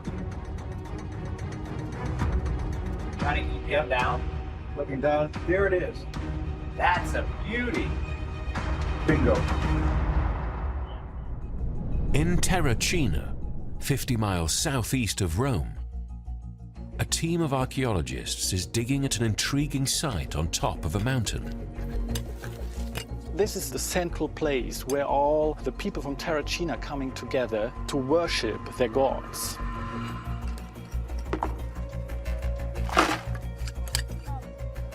Archaeologists Paul Shedding and Francesca Diasono are leading the excavation. The thing that I enjoy the most being an archaeologist is that you can touch history. So you have real objects, you can touch it. We have so much work to do now in a wonderful landscape. Terracina is a very ancient settlement, dating from at least 600 BC, and it was one of Rome's neighbors. Paul and Francesca hope it can yield clues to the early stages of Roman expansion within the Italian peninsula. Hey guys, how are you doing? Hi. Something special? Yes, we found an ingot. It's a piece of lead. Yes. With an inscription. Mm-hmm. Oh, it's very unusual to find it, very rare. Yes. Inscriptions are valuable clues. The names and style of lettering can reveal their date. This is a V and the A. This has to be maybe. Yes, and this is also complete. Yes, and it's definitely Roman. So we have something in hand which we can work on. This is an exciting day actually for us. The inscribed ingot shows the presence of the Romans on site, but not when they arrived and took over. To confirm the date, the archaeologists need much older evidence.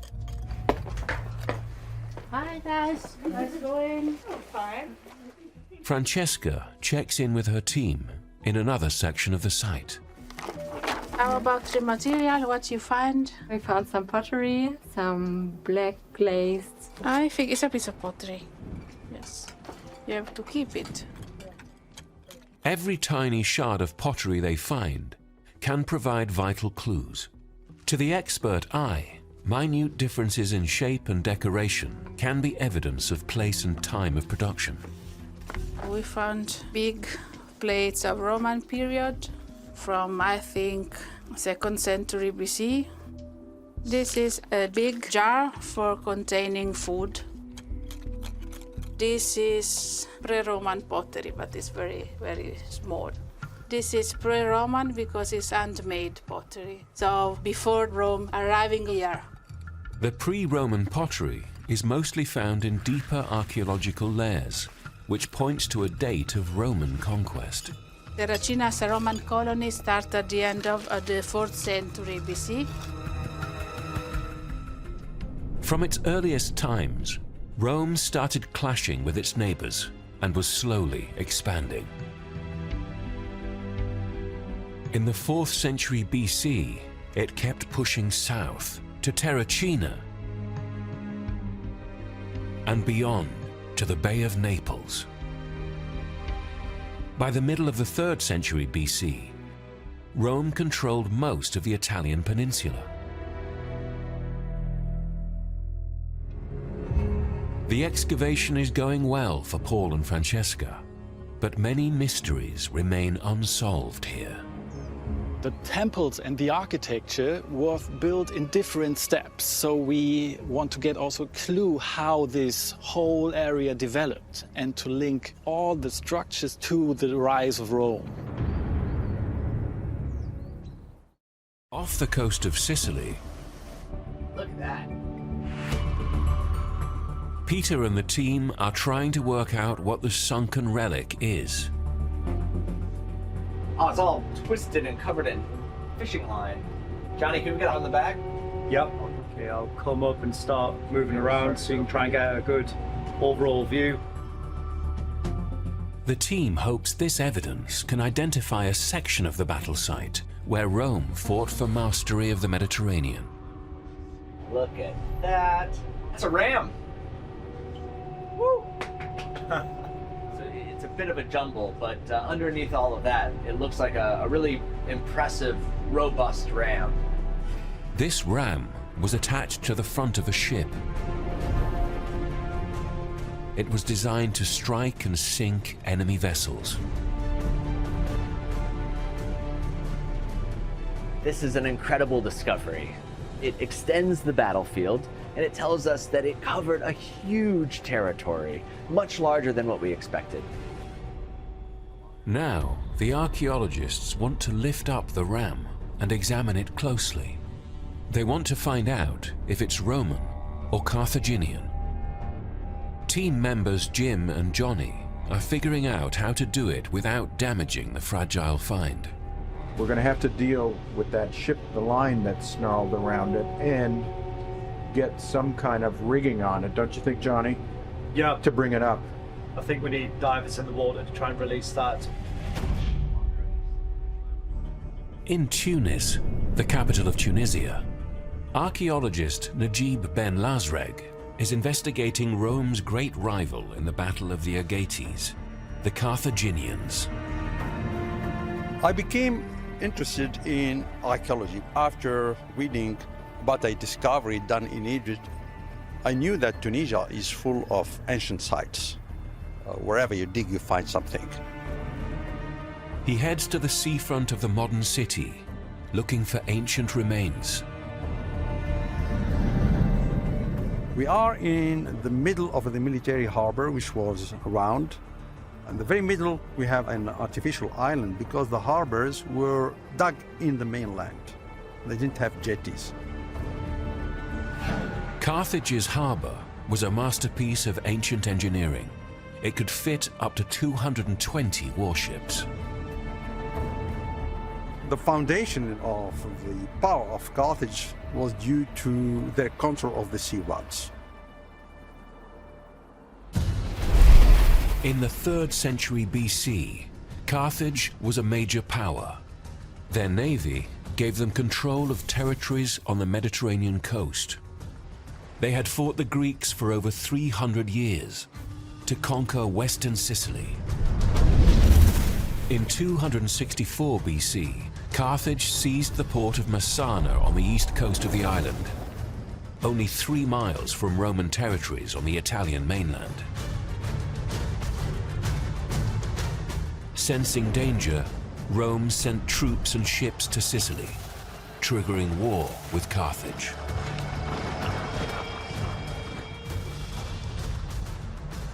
Carthage in the 3rd century BC was an important metropolis.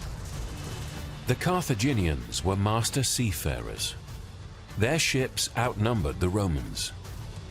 So when the two fleets clashed off the Agates Islands, it was a crucial test of Rome's maritime ambition. 500 miles north of Rome, in Gunzenhausen, Germany, Classical historian Boris Dreyer is leading a team of experimental archaeologists. Their innovative project aims to reveal the technology the Romans used to fight at sea. They have rebuilt 2 Roman boats based on wrecks found in the Danube and the Rhine, and want to test their speed and efficiency on water.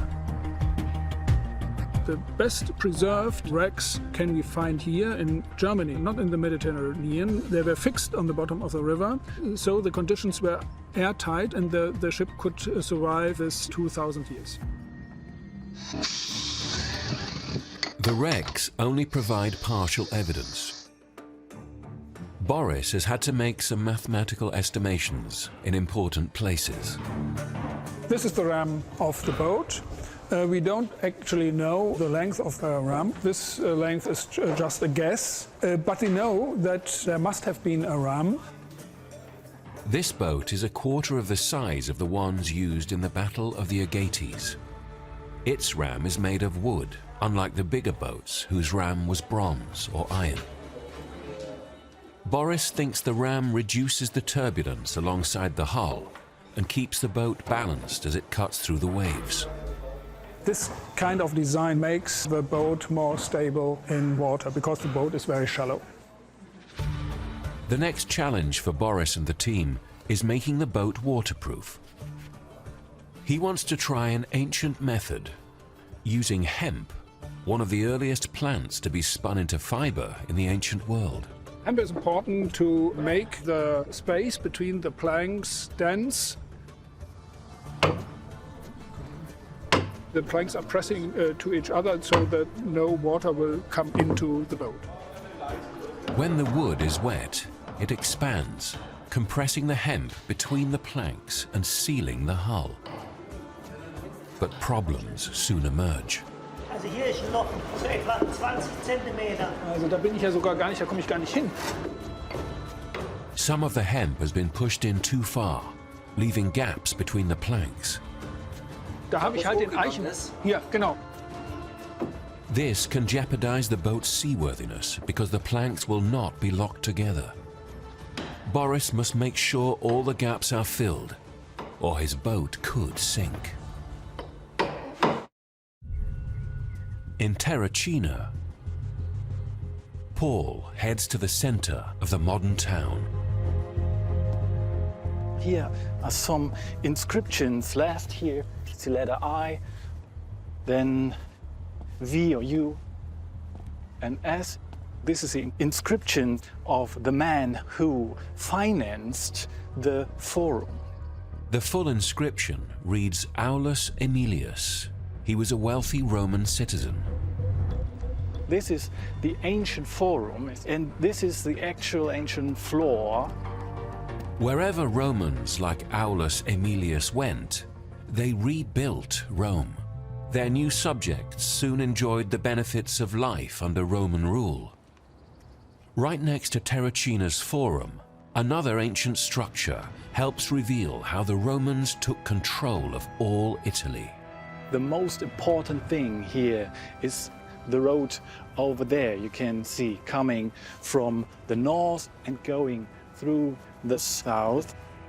This ancient road, the Via Appia, connects Terracina directly to Rome. It's evidence of an ingenious tactic of Roman control. In Rome, 50 miles north of Terracina, Eve examines traces of the same road leading out of the capital. This is this amazing example of one of the many, many, many thousands of tombs of people who wanted you to see as you walked into the city that they were prominent Romans. These many tombs of wealthy Romans reveal the importance of this road. It is the main entrance into the ancient city. Eve can date the road through these monuments. We often date portraits from the Roman period by the hairstyle. The hairstyle of the woman who's on the left is very similar to the hairstyle that we see on some of the portraits of the first Roman Empress Livia. That's Augustus Octavian's wife. So the 1st century BC would be a good date for the family here. The dates of these tombs reveal that by the 1st century BC, the Via Appia was already established as one of the most important highways in the ancient world. The Romans began building it almost as soon as they started expanding in the 4th century BC. The Via Appia led to Terracina to the south, extended southeast through Capua, ending at Brundisium in 264 BC. Spanning over 360 miles, it was the first superhighway the Romans ever built and was a vital route for marching armies and military supplies. This huge paved road, averaging 20 feet in width, allowed Rome to concentrate its troops rapidly and maintain control of far-flung territories. It was crucial to Rome's military domination of the Italian peninsula. Very early on in Rome's history, it has the ability to create massive infrastructure. In Terracina, at the dig site, Paul and Francesca are hunting for artifacts to date the buildings of the temple here and find new clues about Rome's expansion. But their project might have to come to a halt. There are thunderstorms coming from the north to Terracina. This is quite a difficult situation for us because we're on top of the mountain, so we are kind of exposed. Last year, the team sheltered in one of the ancient temples during a storm, and it was hit by lightning. Excavating in a thunderstorm is like the most dangerous thing what you can do. Everyone hurries off the site. In Gunzenhausen, Germany, Boris and his team are ready to put their Roman replica boat on water. Hello. Hello. How is it going? Are we ready to take off? Oh, yeah. Hopefully it will not sink. They want to test its speed and efficiency to find out if shipbuilding technology and engineering are the secret to Rome's expansion into the Mediterranean. First, they need to tow the 2.2-ton vessel out of the hangar. Noch drei. Weiter, passt. Stop. You may go ahead. You're ready. It has been a year in the making, so they take great care. Geradeaus. Wunderbar, wunderbar. Once out, Boris reverses the boat slowly into the water. No one knows if the ancient hemp waterproofing technique will work. There's a real risk it will sink.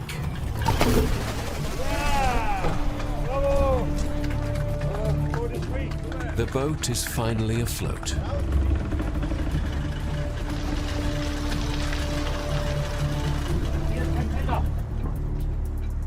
But water starts seeping in.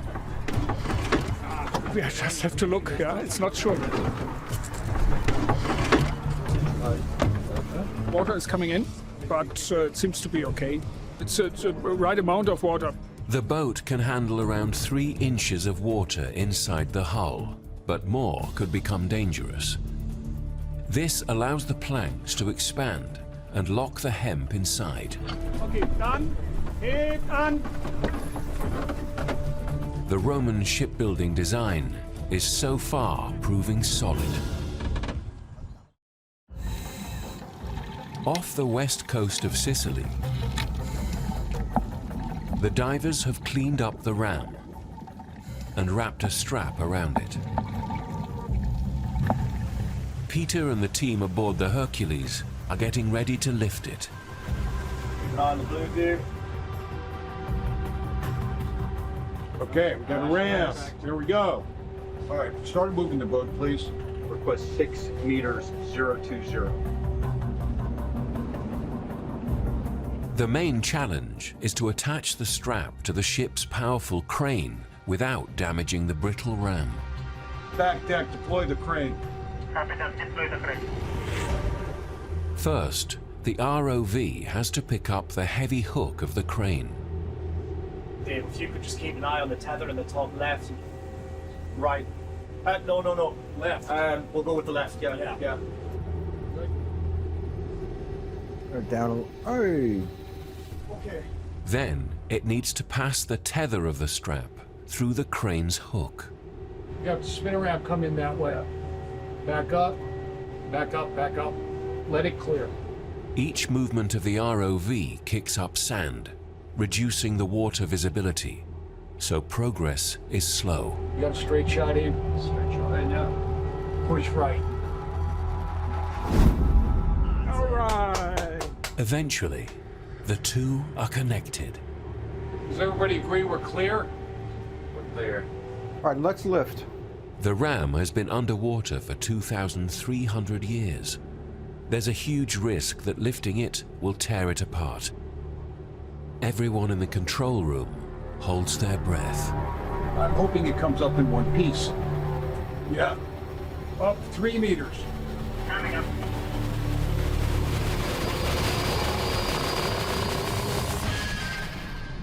In Gunzenhausen, Germany, Boris has enlisted the help of 18 students and volunteers. Loose the ropes. Okay. Ready at oars. Put the oars in the water at the signal go. And go.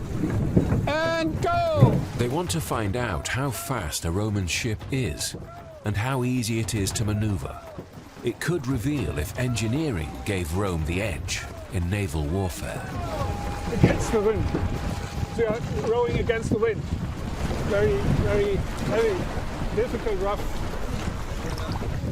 Go! The strong winds bring the boat to a standstill. I can't feel my hands, actually, but we have to continue rowing. Keep to the rudder! The Roman soldiers who rode into battle needed their energy to fight. Far from shore, in the full blast of the wind, Boris is facing another challenge.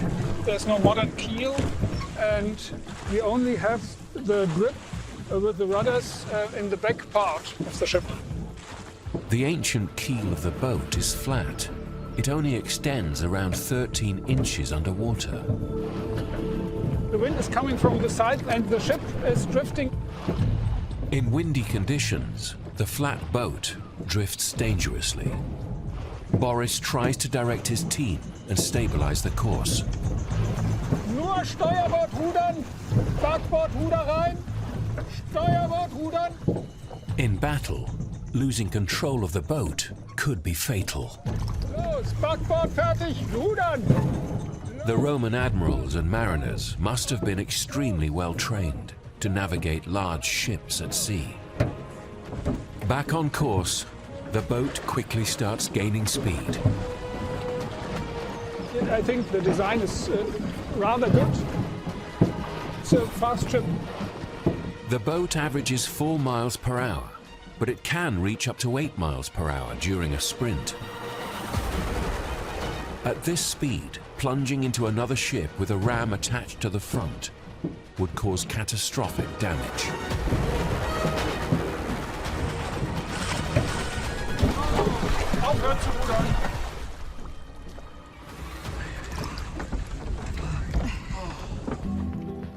After almost 2 hours on the water, Boris and his team return to harbor.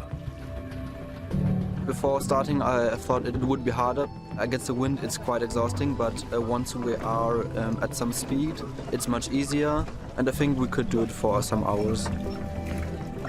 This boat is very easy to maneuver, and one can understand that Roman soldiers are able to control the boat, to find the best position according to the wind. I think the result is a success. With a fleet of hundreds of fast, well-built ships, the highly skilled Roman sailors had become a formidable match for their enemies, the Carthaginians. Off the coast of Sicily, the ram is finally coming out of the sea. We have liftoff. Step to the ram. Ram is at 80. Bring it to the surface. Everyone has gathered on deck for the big moment, including the Director of Underwater Cultural Heritage, Valeria Livini. The heavy ram has made it up in one piece.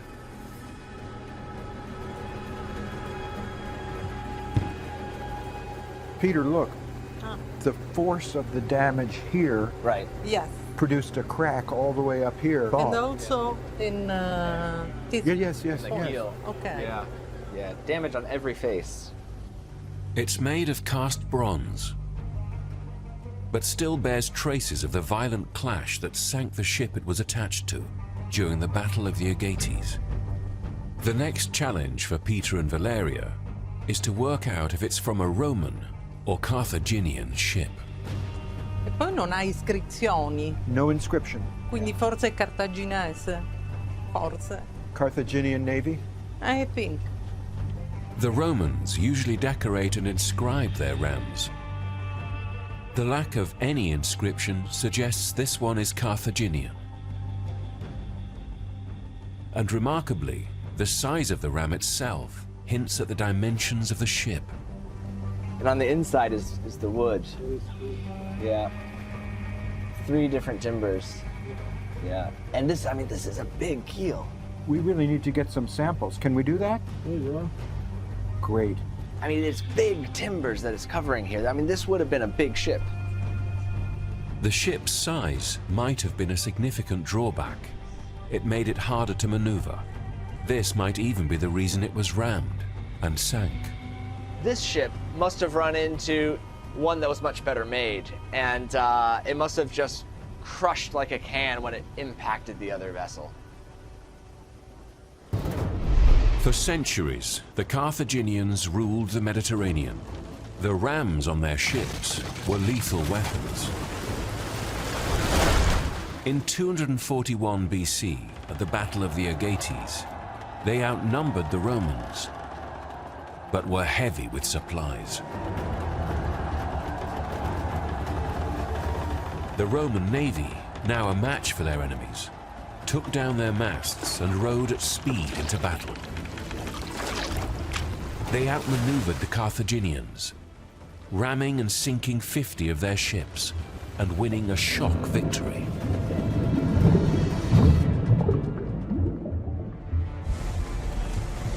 The unexpected naval victory changed the balance of power in the Mediterranean and opened the door for Rome's conquests overseas. This was an amazing mission that is rewriting what we know about the Roman Navy, the Carthaginian Navy, and ancient military history. It really is giving insight into what it was like to be on board ships in the ancient period. Next season, Peter and the team plan to return and scour the seabed for more artifacts to get a fuller picture of this defining Roman victory.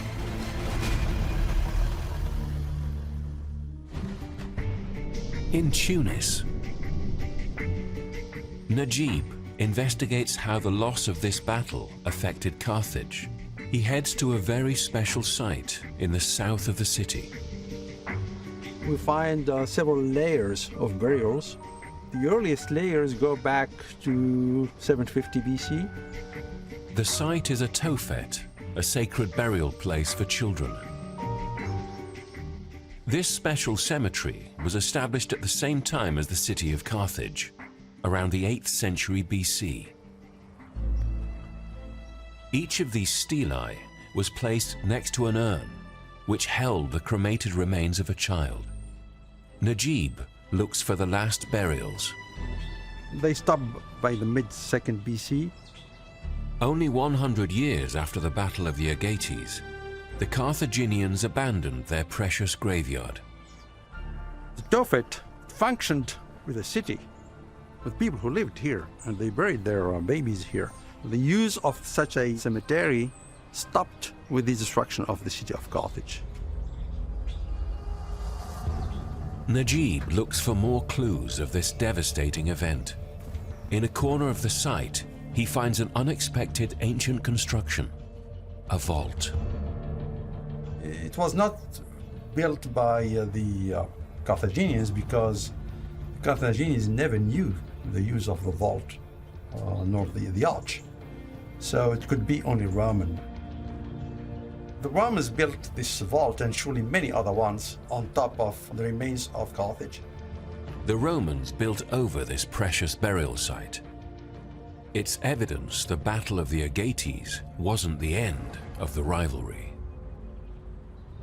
A few decades after the clash at sea, a Carthaginian warrior rose up, Hannibal.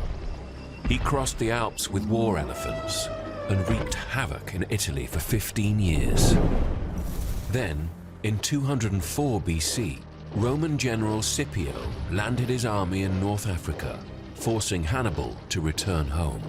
They fought an epic battle. The fast Roman cavalry massacred the Carthaginian infantry. Carthage signed a truce that lasted just 50 years, until Rome invaded and burned it to the ground, and later rebuilt it as their own city in Africa. In the 2nd century BC, Rome's expansion engulfed the Carthaginian Empire and was pushing even further.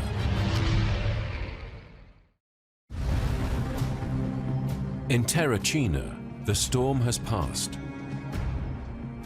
Paul needs to assess its damage on the dig site. The storm last night was very terrible. So what are we doing? Today the soil is very wet. I think it's a good idea to make a little survey of the area we don't excavate, so we can find pottery. The team can use the setback to its advantage. The dark, waterlogged soil means pale pottery is much more visible. We have a lot of finds, more finds than a normal day. The temple that once stood here is now in ruins, its remains scattered on the mountainside. The archaeologists hope these many pieces of pottery can reveal when the Romans built it and what it looked like. Francesca spots something unexpected among the finds. This is part of the decoration of the temple. It's a terracotta. I think it's a flower or something like this. Yeah, that's amazing. Wow, yeah, this is actual part of the architecture. Yes, this is the early decoration. The Romans used terracotta to help decorate their buildings. The style of these pieces can help pinpoint the date of their earliest temple on site. This is a Roman tile, you can say by the form.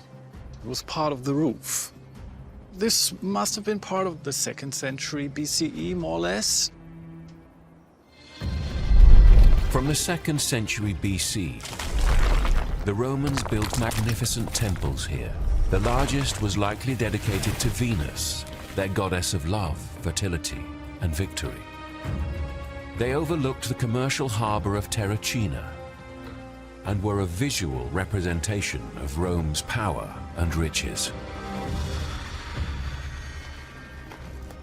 Picture yourself as an ancient Roman standing in the streets of Terracina and looking up the hill, and then the monumentalization of these temples like growing and growing as the empire was growing at this very time. Paul thinks the temple here is built on even greater spoils of war. He examines an extraordinary recent discovery, a terracotta head. What we see here is the most amazing piece we found just a couple of days ago. Paul compares its features to an established depiction of a famous warrior. The most recognizable feature is that he's turning his head, and you can see it here. So it gives you an expression that he is in a dynamic position and looking through the landscape, also the armies he's in control of. We are quite sure that it's Alexander the Great. Alexander the Great built a huge empire in the 4th century BC. Paul thinks the Romans wanted to follow his example. Alexander the Great, he conquered the East until modern India. And now the Romans starting to conquer this territory which was already conquered by Alexander the Great. So this is really a symbol for the power of Rome in the East. The Romans conquered Alexander's homeland, Greece, in the middle of the 2nd century BC, just as they conquered Carthage.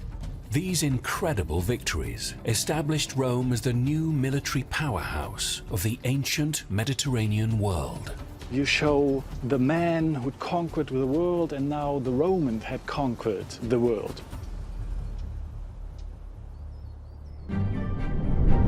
In Rome, Eve examines the ancient buildings inside the Forum. We see the Colosseum in the distance there, built on the spoils of conquest and war. We see triumphal arches. So when Roman victorious generals came back through to the city, cheering crowds would greet them, and they would parade the spoils of conquest through the Forum. Rome's unexpected victory in the Battle of the Aegates was a springboard for many more conquests, monumentalized in this famous capital city. They were the first to display their enormous power, potential, their military might in such grand terms. They're there for us to read, and they're there for us to try and understand. The team's investigations have led to new evidence of how Rome first expanded into its immediate neighborhood. It then built imposing structures like temples and roads to control its growing territories and showcase its power. The Romans built a mighty fleet that defeated a formidable enemy, the Carthaginian Empire, and gave them control of the Mediterranean. Future excavations will add precious information to how one small city gained so much power that it dominated the ancient world.